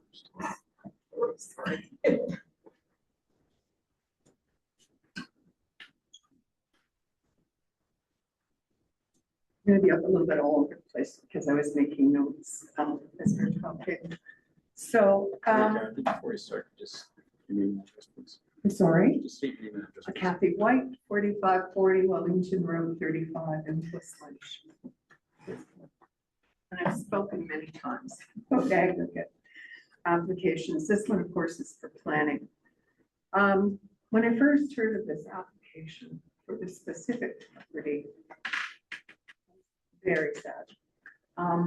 This to me is Leafield. I don't know if other people feel the same way about a specific piece of property, but driving around Twistledge, I always noticed this field as being absolutely spectacular. Beautiful. It's lush and green and usually has a crop, and it has those large trees that have been left in the center, and it's surrounded by trees of every color of green, and then you have this emerald crop. So I am really, really upset about this one, just from an aesthetic perspective and my heart, because it's the field for me, and that may sound strange, but it's absolutely true. I've driven around this one quite a bit. John McNee spoke very eloquently and very carefully. We covered a lot of ground here, so I don't need to go over all of the points separately. But I've been in this situation myself, and I brought a document that our lawyer had prepared, and it says sometimes you have to say no. So here we had a pit application, not surrounded by or in well, but it is the wetland complex. This is the Mill Creek Wetland Complex. I lived in the Cranberry Oil Well. What kind of place is this for a gravel pit? You have woodlands, wetlands, they're provincially significant. Mill Creek running through there. It's tributaries of Mill Creek. It makes no sense. Yes, the aggregate is where the aggregate is. But so are those other things that we have to take into consideration. I'll just, one thing that came up that bothers me as well, we had the same situation with the official plan. There was no mineral aggregate overlay in my backyard. People build their homes in areas where they're assured by the official plan that there wouldn't be a gravel pit because it's not identified. It says in one of the, to justify this, and this is from the report, it says, however, on-site drilling has indicated that the resources on site would be more typically categorized as a primary and secondary aeric deposit. is that enough? Like more typically categorized to request that the official plan be changed when people have bought and built their homes there, knowing this was tertiary and part of that person. They've applied for an application to change the overlay, but at the same time have recognized the agricultural land as being prime in its own right, maybe not part of an area, because that hasn't been mapped yet. So it's just kind of unfair to choose one over the other.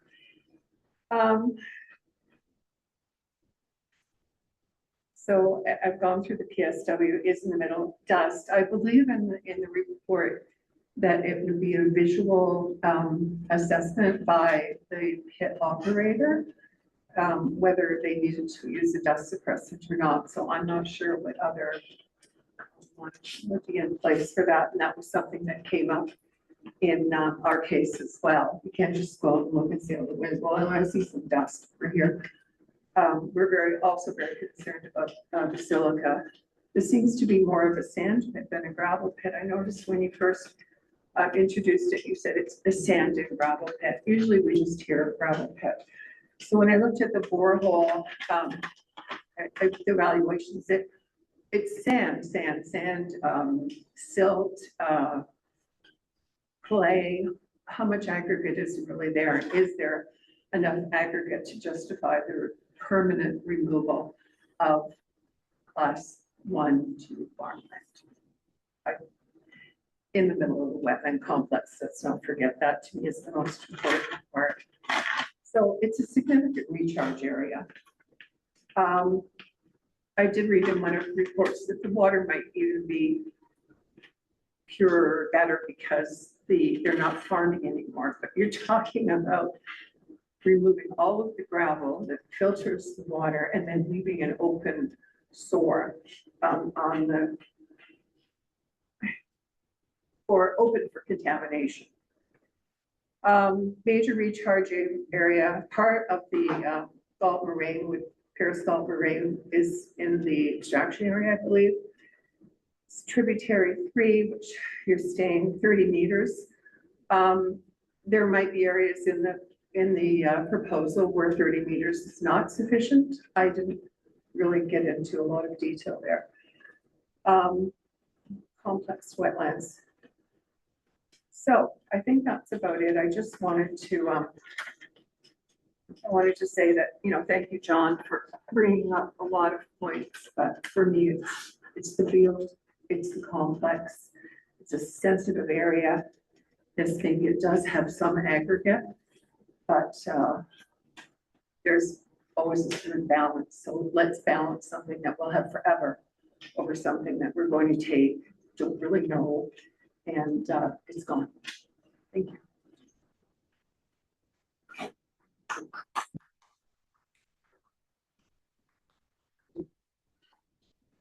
Know who you are.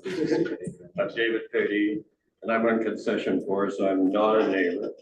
I want to express a few things. One, I've been before council before saying what tremendous pressure there are on small farms. On part, excuse me, the donkey sanctuary. We're already struggling.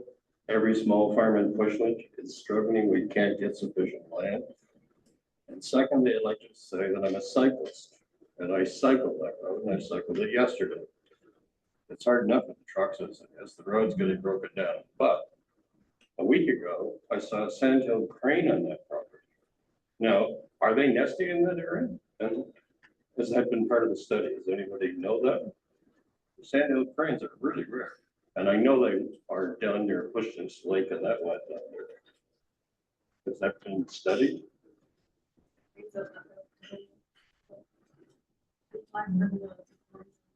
Okay. And secondly, for cyclists, what's going to be done? I mean, that many trucks an hour coming and going, I'm sure any cyclist around will tell you that's a really popular road, really popular. Are we going to be protected? Yeah, on that road. And is it awful at 5 o'clock sometimes when the 401 is plugged up in the traffic, so there needs to almost be pipelines. Has that been discussed or thought of? It is very popular. So did the traffic studies deal with cycling?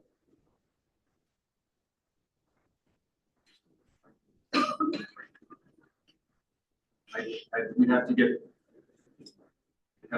back to you on, That's my bad. sorry. Thank you. We'd have to get back to you with respect to if the traffic study specifically looked at cycling. I know that they, look at different modes of transportation involved within the surrounding area. The one thing I would just know, regardless of this application, there's a section of that road that is an existing truck route, right? So trucks are and will continue to use that road. But one of the things that, was touched on briefly at the very beginning in Rob's presentation, we're still going to need to have further discussions with the township as it relates to the road. You may have heard this discussion about geotechnical assessment and essentially looking at the structure of the road as it relates to adding trucks from this pit onto the road. The other parts that what your comment raises to are, that the road is planned to be improved by the township in their capital works program. Certainly these are things we can look at and incorporate to see how that fits in. But, we certainly want to make sure, and we'll take a look at the traffic study just to see what it looked at with respect to cycling. The Sandhill crane, I'm going to pass it over to Dan to speak to. Thank you. In the studies that were done, Sandhill crane was not recorded as breeding. That's not to say that it is not right now. And I'll personally go out and take a look. It is the breeding bird season. We can check to see if Sandhill crane is. It is an important species, regardless whether it's a species at risk or not. I don't think Sandhill crane is a species at risk. They're even elevated in terms of their protection, species at risk. But notwithstanding, it doesn't matter. If there is a Sandhill crane, we'll look there. And now that you brought it to our attention, we'll look at it, and it potentially is there, but it wasn't recorded in the prior studies because it probably wasn't there and it could move into that area. So we'll take a look. Thank you.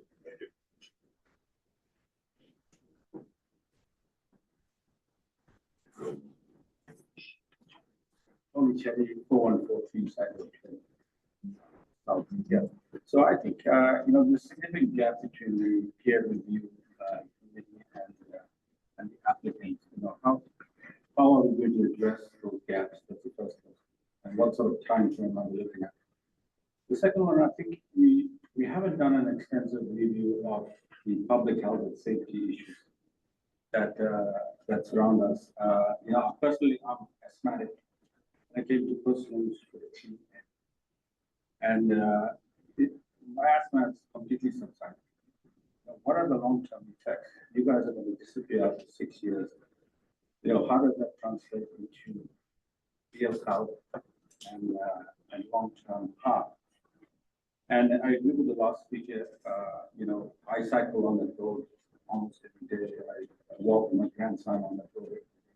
What are the impacts of that as well? So I'd really like those aspects to be addressed as well before we move further from that. Thanks. Sorry, one last question, the Aboriginal consultation. I've heard that before. How far are we with that process? And I believe there's a lot of archaeological history on that. Has that been looked into, and where are we with that?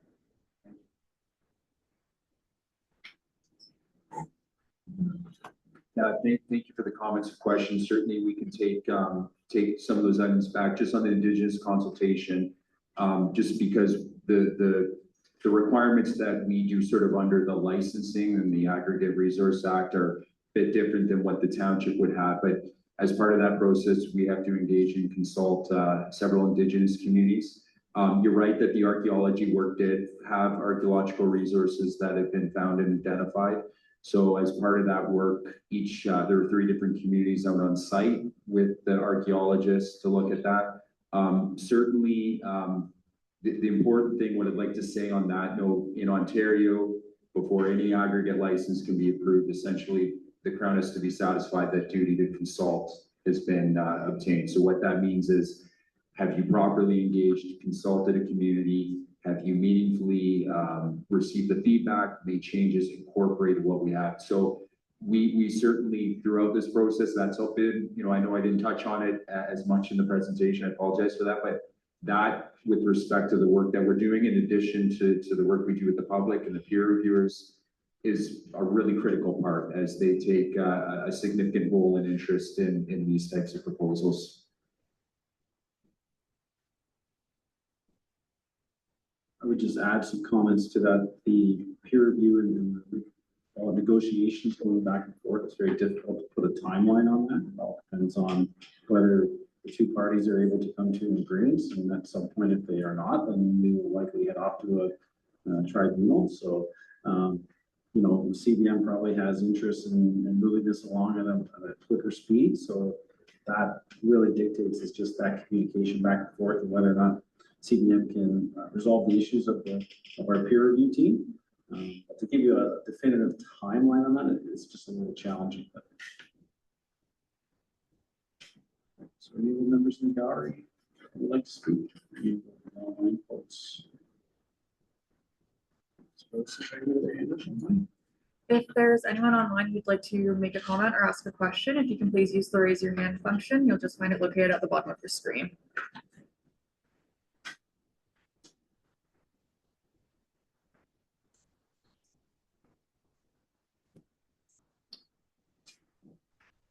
Any members of council have some questions? That's good.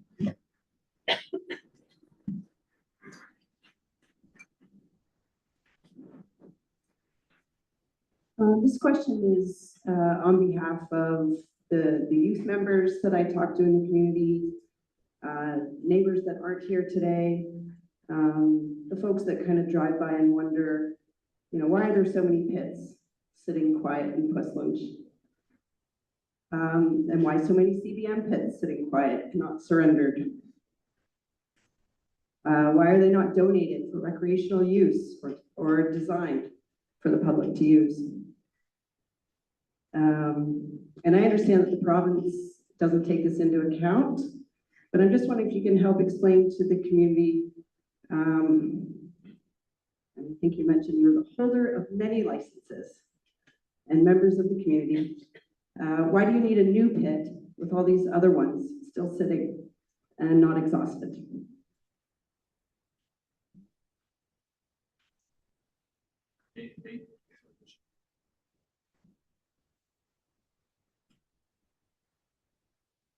Thank you, Councillor Bailey, through the mayor. Yes, there are different pits that CBM has in different stages of progression. I was hoping, and this is why we wanted to include that information in the slides about the rehabilitation activities that have been undertaken by CBM. I do want to say, and I mean, CBM can jump in and speak from it from their perspective, but the comment that CBM just sits on things and doesn't surrender them, we gave the examples of sites that have been rehabilitated, surrendered. You've had multiple applications for redevelopment of those lands to bring them online for industrial and commercial use. There are lands that have been restored to natural environment uses, including licenses that have been surrendered. The question on why maybe one pit is more active than another, I mean that, CBM will have certain demands with respect to the products that they're trying to provide to the market. And I would say, just from the perspective of long-term planning, like CBM, when they're looking at the reserves, they're not just looking at, okay, what are we doing for the next 2 or 3 years? Obviously, they want to ensure that there's a continuous, secure, long-term supply of aggregate. So, when we're looking at this or others, when we're talking about obtaining licenses, that plays a role. But certainly, we'd be more than happy for Councillor Bailey, for those you're hearing from about why isn't CBM doing any rehabilitation, to take a look at the examples we provided. I know CBM would be more than happy to take interested members of the community to show them those examples of what's being done. I mean, the number I had, and CBM can correct me if I'm wrong, the 140,000 trees planted in the last 10 years, and that's a significant number, for a single business to do in a municipality. So we felt that was an important part in a platform here to get that information out, but Councillor Bailey, if there are people who have questions about that and are wondering, you know, I know, please feel free to reach out directly to CPM about that.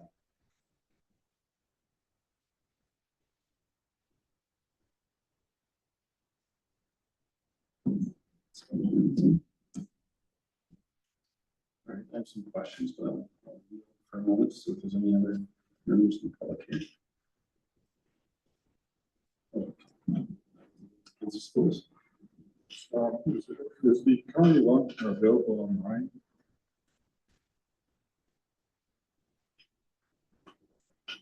Sorry?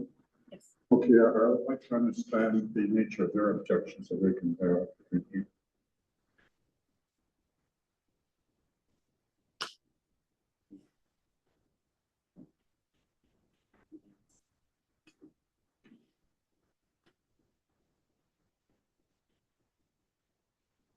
Oops, sorry.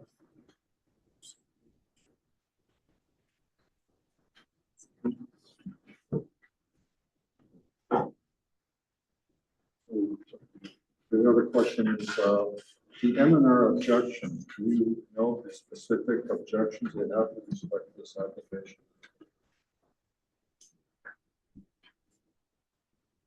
Yeah, through you, Councillor Spillis, through the mayor. Yeah, so M&R has comments with respect to when I was talking about the trigger levels that have been established for the groundwater and the surface water. They want to ensure that there's more details provided that are going to be incorporated on the site plan as to how those triggers are identified and then what happens if they're exceeded, ensuring those mitigation requirements are included. And then I believe there's a couple clarifying questions that they have on noise.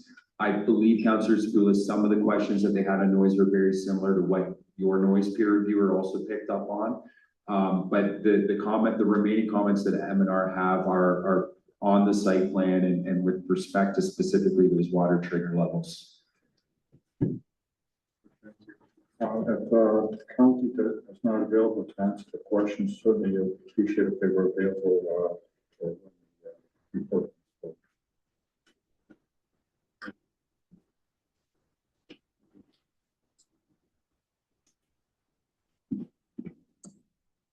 So I was cutting some notes as some of the allegations.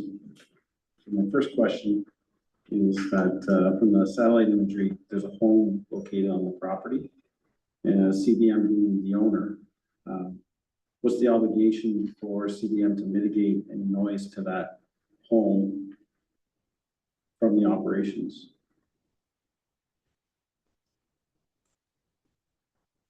Oh, shoot. This is gonna be long. Just a minute. It's going to be a race to the button, Mr. Mayor. I guess just ask for now. So yeah, fair question. There is a house on the property that's not currently occupied because it's part of the same property. The noise, my understanding is that there's not the requirement for noise mitigation measures to be incorporated specifically for that home. That's contrary to what an individual from CBM indicated at a previous meeting. So I'd like clarification from CBM. I believe there's 3 members at your table that were there with our meeting at the township office. I apologize for that. I believe that is what we said. Maybe there was a misunderstanding. But we'll circle back. I will review the noise report and get back to you. Yeah, the focus is on the mitigation to the residents regardless of ownership. In your reports, you make mention to the extraction completed. What's CBM's definition of extraction completed? An example I would give is the end of the workday, the workers go home. I know you have some operations that can work 24/7, but let's work on the assumption that you have restricted hours. What's your definition of extraction completed? Is it when they finished for the day, or did you make reference to it in your presentation a couple times? I believe, Mr. Mayor, when I was referencing extraction completed, it was the total extraction completed, right? When it's finished operating at the end of its lifespan, not finishing up on a day. I don't know if this is a technicality, Neil, but you're a representative of CBM, but I would prefer the response to come from CBM unless it makes no difference. I don't know. It's because some of the delegations have mentioned, Councilor Bailey, lack of surveying licenses. And we have reports at the township that extraction is not occurring at, say, the McMillan pit for 20 years. A pretty poignant letter from CBM. The township requested that license be surrendered. Stay out of it. However, you indicate in your presentation, 6 to 10 years, extraction will be completed. However, we have examples in the township where you also indicate McMillan extraction is completed, yet you're sitting on the license for 20 years. So it's a twofold question. Why in your presentation do you give an indication to the public that extraction will take 6 to 10 years, or when extraction is completed, yet you have a license, McMillan, that you indicate extraction is completed, but the license is still providing the shelter for some uses? So how can we say to the public that this will be a 6 to 10 year project and you'll surrender the license or simple terms be gone when extraction is completed, when you clearly have sites that you indicate is extracted and completed, but yet continue to hold the license?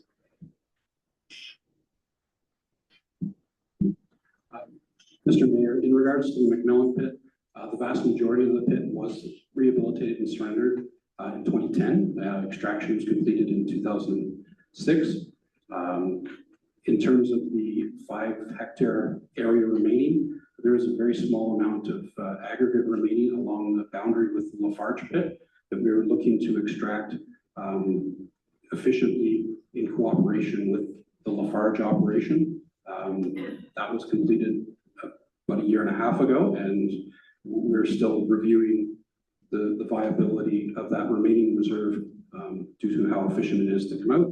It was awaiting a coordinated approach to do combined rehabilitation with that site, and it's still under evaluation for that very small portion of McMillan, which is to the eastern setback area adjacent to the Lafarge McMillan. So my concern would be this presentation stating 6 to 10 years. I believe presentations to the public should not include time frame because it gives a false sense of completion of the pit. And Lake Mead is not apples to apples comparison to Millen because there's another pit immediately adjacent to it. But I feel the same approach could be applied to the community to say you could just determine, well, we haven't taken it all out on the boundary there. We're not going to surrender the license. And clearly we've heard from the public today and from the councillor that the lack of surrendering pits that have been extracted to a completion is not occurring. So that's a concern for us. I'd like to see some firmer commitment to the timeframes, or at least not put it into the public realm, but there will be a window of extraction.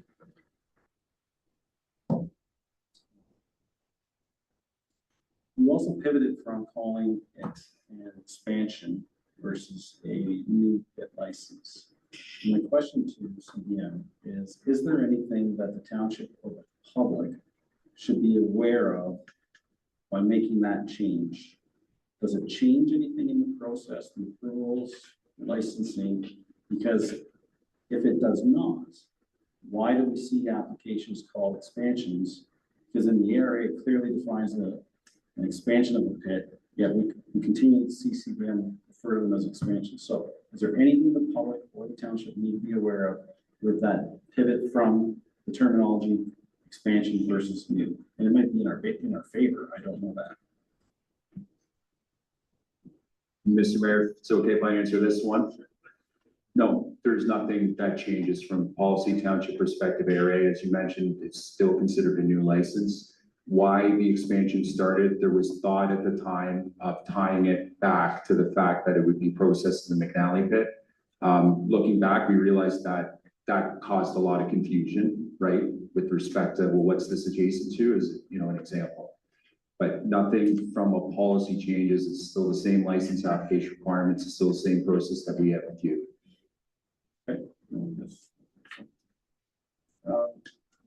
With all the pits that CDM operates, we see a trend of inclement weather and then mud tracked onto the road. I believe there's some difference of opinions on how to mitigate that, whether it be truck washing plants, whether it be paved apron. But it's very problematic as we are situated between major urban centers. We have a lot of people traversing through our community, and gravel operations make an absolute mess of traveling public vehicles. So I don't know if there's any proposals for the tracking of the mud complaint process, some commitment for all of the CDM plants for the tracking of mud on the roads is concerned. So is there any proposal to put a truck washing bay or something in there for those 14 trucks an hour? Well, thanks for the question. I think obviously we don't want to be a nuisance to the township on our roads, on the roads that we use. So we're certainly open to having discussions with the township on preferences that you would like to see. So we can certainly circle back to that one. Okay. Have you done any calculation of the total amount of silt that will be deposited at McNally from Lake Pitt? I'll let Steve. Steve's done a calculation. In regards to silt deposition, there's capacity for at least another 500,000 cubic meters at the McNally site, and it's for silt to remain in its current footprint or very close to it, up to the silt barrier. And if there's excess silt, there's a multitude of different management techniques that we're more than happy to use to keep the silt within the existing footprint. The biggest one that we could use would be managing it by cleaning the silt pond and using that material for rehabilitation in other sites. That's great to hear about McNally. My question would be, have you done a calculation on the amount of silt at Lake Pitt that will be deposited? How much silt is at Lake Pitt? I believe Nybauer, historic pits, we've had calculations on the amount of silt. So I'm curious as to how much silt or product you need to be deposited at McNally from the actual resource at Lake, and if you've done that calculation. I think that's something that we're going to have to get back to you on. Okay, that's fair. So building off of that, we've heard delegations here.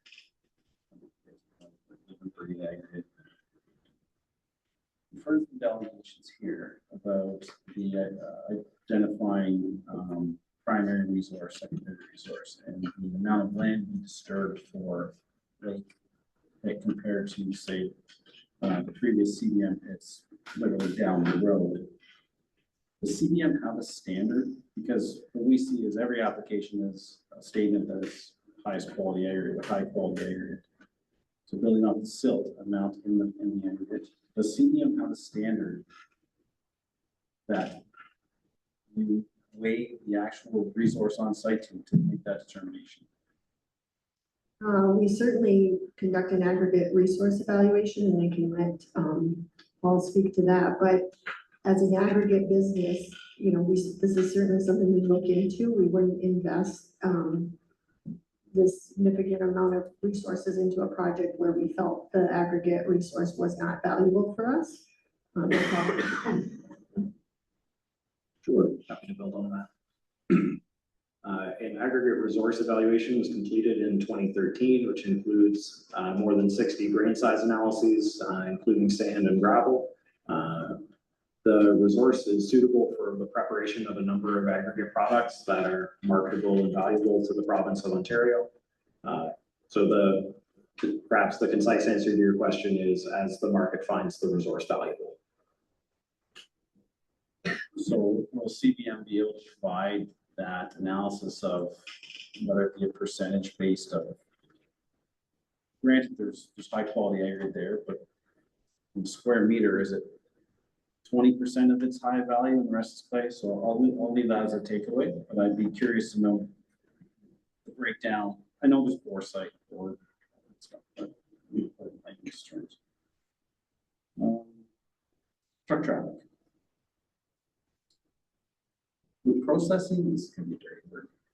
With processing at the site versus hauling it to McNally have any impact in the sense of less traffic? I'll be upfront. I believe not. Because whether it leaves as finished product or whether it leaves as raw product to McNally and then it's processed and then leaves. But I just don't know that for certain because there's how many trips of raw product does it take to make a final product? Because with the evolving operations of the industry, maybe it's advantageous for the public due to the cyclists, the people who walk their horses, whatever it may be, that we explore processing on site to reduce the truck traffic.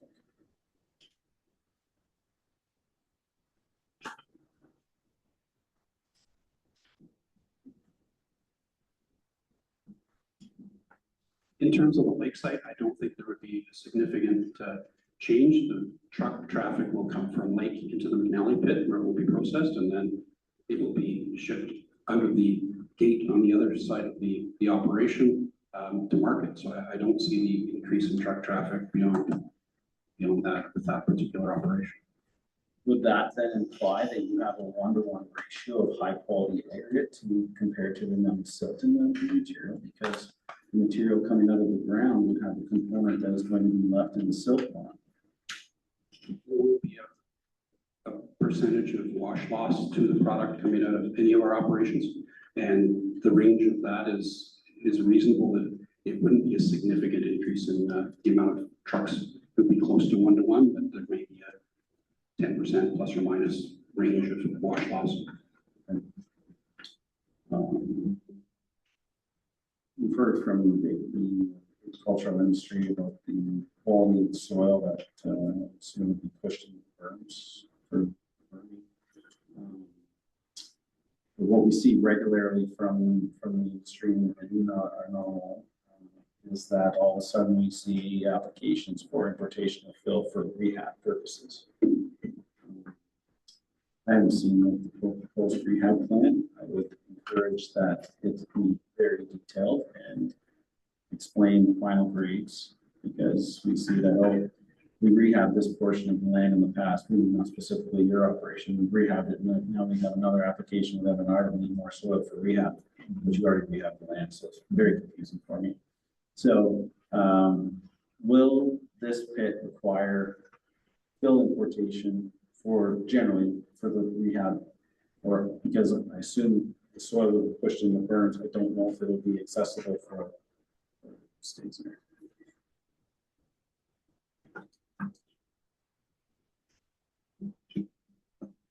Importation of fill is managed by the Ministry of the Environment, and CBM has a process that predates the current regulations. That our internal policy was with a comparable standard to what is required now to ensure we don't receive contaminated material on site. We almost with every application, we maintain we like to have the ability to import material for final rehabilitation because at times you do not know how much you may need to complete the operation to the final contours. Some of our sites will require a significant amount, others will require minimal amounts. With this particular site, anticipating the depth of the topsoil across the extent of the operation, if it varies between 30 and 60 centimeters or 80 centimeters, you don't know that through putting in even an extensive number of test pits to determine the amount of rehabilitation material on site. It is not an exact science that we like to maintain the flexibility. So if we are running light to complete final berming and sloping to a proper level, that we have that ability to address it with imported material. We're not, in this particular site, we're certainly not looking to run a fill operation. No, it's a fair comment. I feel that my concerns could be addressed with the detailed rehabilitation plan, because in my mind, if we have grades with elevations and all of a sudden, yeah, the topsoil was 6 inches deep at one end of the site, we expect it to be 30, we're short. There'd be some calculation that would be easily reviewed by our team to say, yes, they're short, they need X amount of fill. I think that's all in a comfort zone for you. However, just an open importation of fill for rehab is very problematic from my perspective. That is the approach that we have in many of our licenses, and I don't have a disagreement with that. Normally, what they say is you're allowed to bring in imported material to meet the contouring requirements of the site plan, which the site plan is quite detailed at this time. Caledon has went through, I would call it rigorous review of air quality. They've attempted to implement air quality standards, whether they're successful or not. I do believe there was some settlements with an operator, maybe you guys, I don't know. We've heard concerns about dust here. Beyond the finger test that we saw. We'll see him looking at any of these. I believe it's a WHO standard that Calvin was discussing. We call them better water guy, maybe an air guy too. Anyways, we'll see him be looking at anything that Caledon has implemented or proposed for air quality monitoring and protections for the community as part of this application. Well, referring to, we're going to circle back to this file, but air quality obviously is important to us as well. We're going to abide by the regulations. It's something that will be monitored. And I can send, or we can get back to you on all those details, but it is certainly something that is important into this application and that's been looked at. Okay.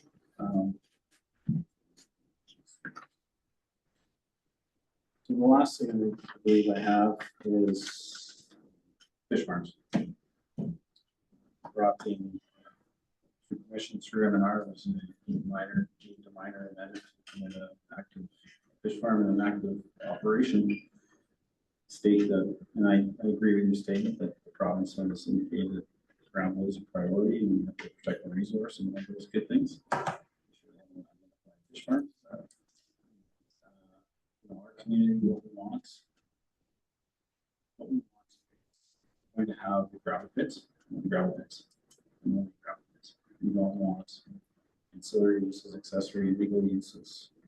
So I don't know, and I recognize that the township can't overstep its legislative permissions to regulate you within the ERA, that's for sure.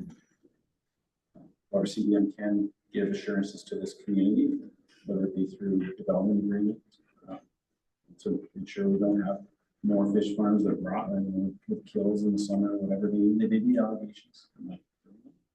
But we go a long way with this community. We're going to ensure that we have an aggregate pit, and also the timelines. More comment, but I encourage those discussions with staff to somehow, when this proposal comes back, that reassurance. Yeah, we certainly understand the concerns on that. They're very well heard. And transparency is important to us. So we will certainly work with staff on any future endeavors.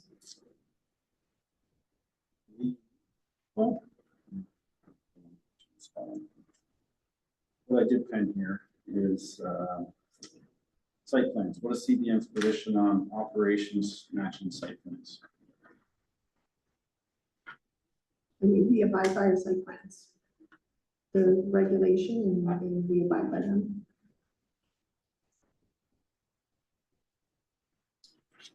I believe that's all I have.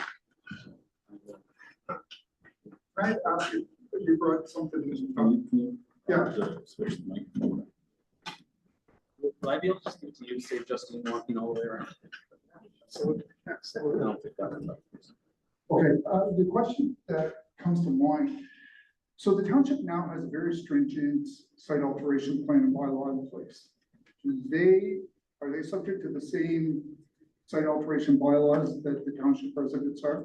Or how, for their rehabilitation and importing material to their sites? And it's not theirs, but like the Lafarge site, they brought in like, I don't know, 1,000 truckloads of soil from wherever and dumped it into their pit. So I want to understand where the rules and regulations between the residents and the people here, the pits are on. I'll start and then hand over to my Okay. off script here. Yeah. I inquired about the Lafarge pit. They received M&R approval for a site plan amendment to import material, and you know, I can provide you the response from M&R because I was curious about that as well. Yeah. So that was a site plan amendment through M&R approved to bring in that material. So I'm working with M&R to ensure it was placed where. But it also highlights that I raised it through the compliance assessment reports that the industry is required to provide the township annually. Council here reads all of them, makes the comments, and I highlighted that the site plan didn't match the satellite imagery. Yeah. Well, we didn't have the most up-to-date site plan, so that's something that's a frustration, and that's probably part of a request. I don't believe upon license, the industry has to provide the site plan. Usually they do. However, so it's very important that we have the most up-to-date site plan. So that's that. And I'll turn it over for site alterations. Yeah. Thank you for the question. So through the chair, pits are required to follow the provincial regulations around the beneficial reuse of excess soil. So it's a provincial regulation. They are required to do that. However, where an area license exists, they are sheltered from regulations that the municipality could impose. So they are not subject to our site alteration bylaw for that reason. So it's very specific in the area that our bylaw is inoperative as it relates to any lands within their licensed area.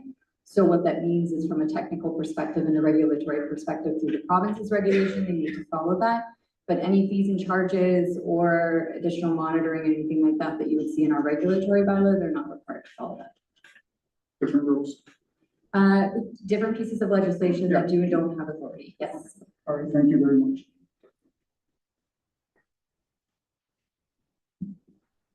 Just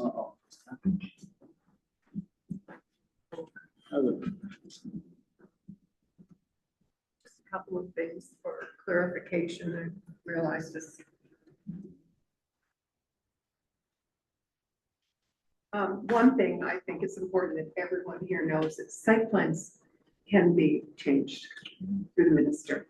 So what you see at the beginning isn't often what you get at the end. Sometimes the municipality just isn't informed. So the site plan, even though it is law and rules, and we often hear it at hearings that, oh, we'll just put on the site plan, we'll just put that on the site plan. 10 years from now, 20 years from now, site plans can be amended, and they are amended regularly. So I tend not to put too much faith in the site plan, but maybe as an operation, but not in rehabilitation.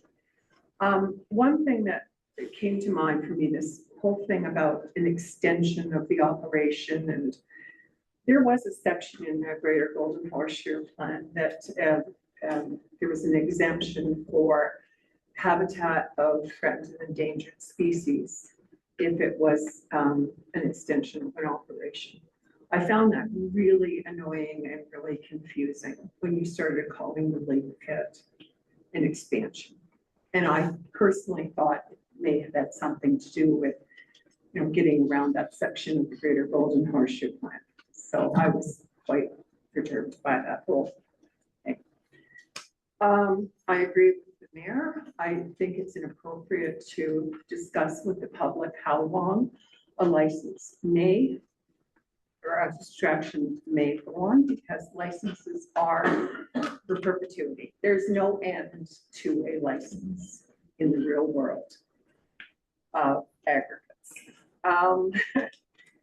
And there was one other thing for the tracking.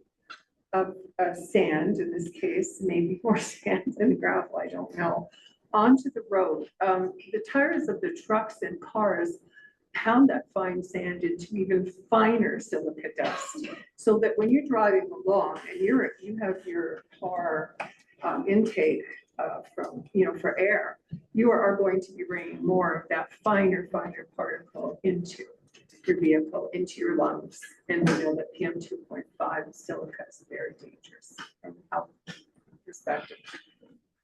Public health. Now, you said, actually, Mr. Deuter said that the majority of the agencies have signed off.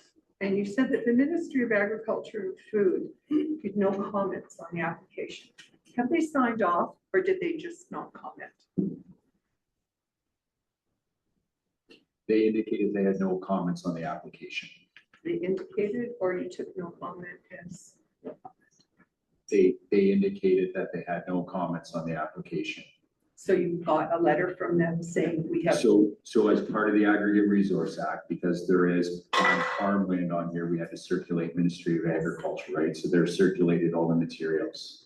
So they indicated in response to circulation that they had no comment.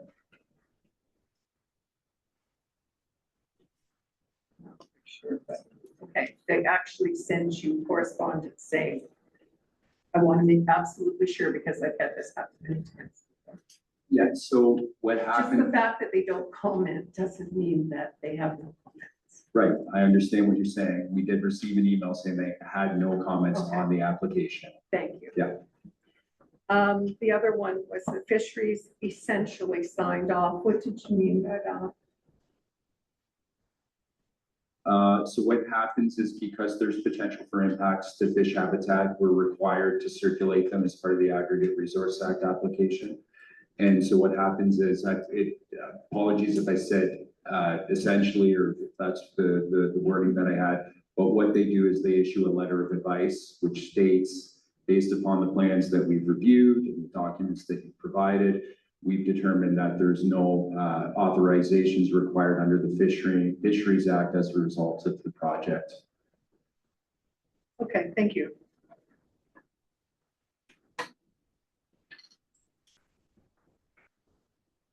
All right. Is there any other? One last chance online.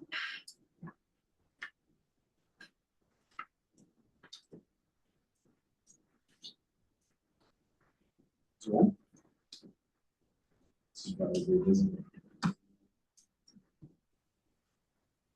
Oh.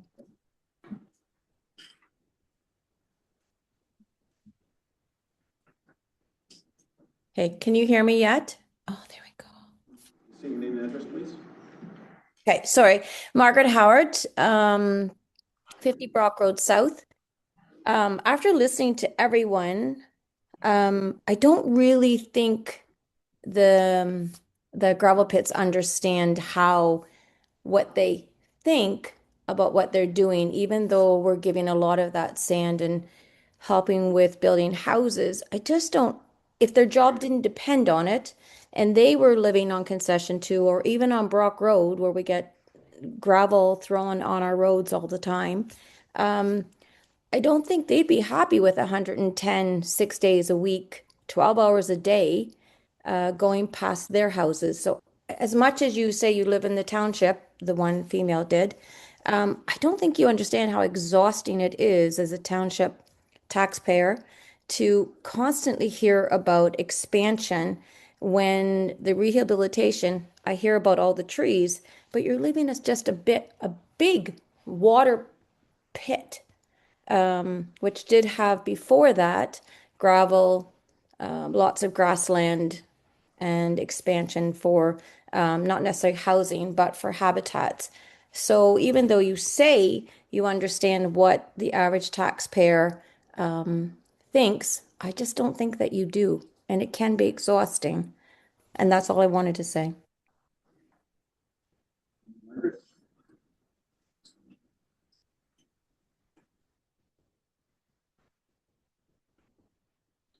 I declare this public meeting closed. Council will take no action on the proposals tonight. Staff will be reporting on a later date with a recommendation for council's consideration. receive further notification of this proposal, please email or call planning@crestwinch.ca or by phone at 519-763-1226, extension 4, or contact township staff during regular business hours. And those persons who leave their names will be provided further notification. If you wish to speak to the proposal and is brought before council in the future, you must register as a delegation with the municipal clerk prior to the meeting. Take your time tonight. Jonas, thank you, CDM representatives. You are here, team, and staff.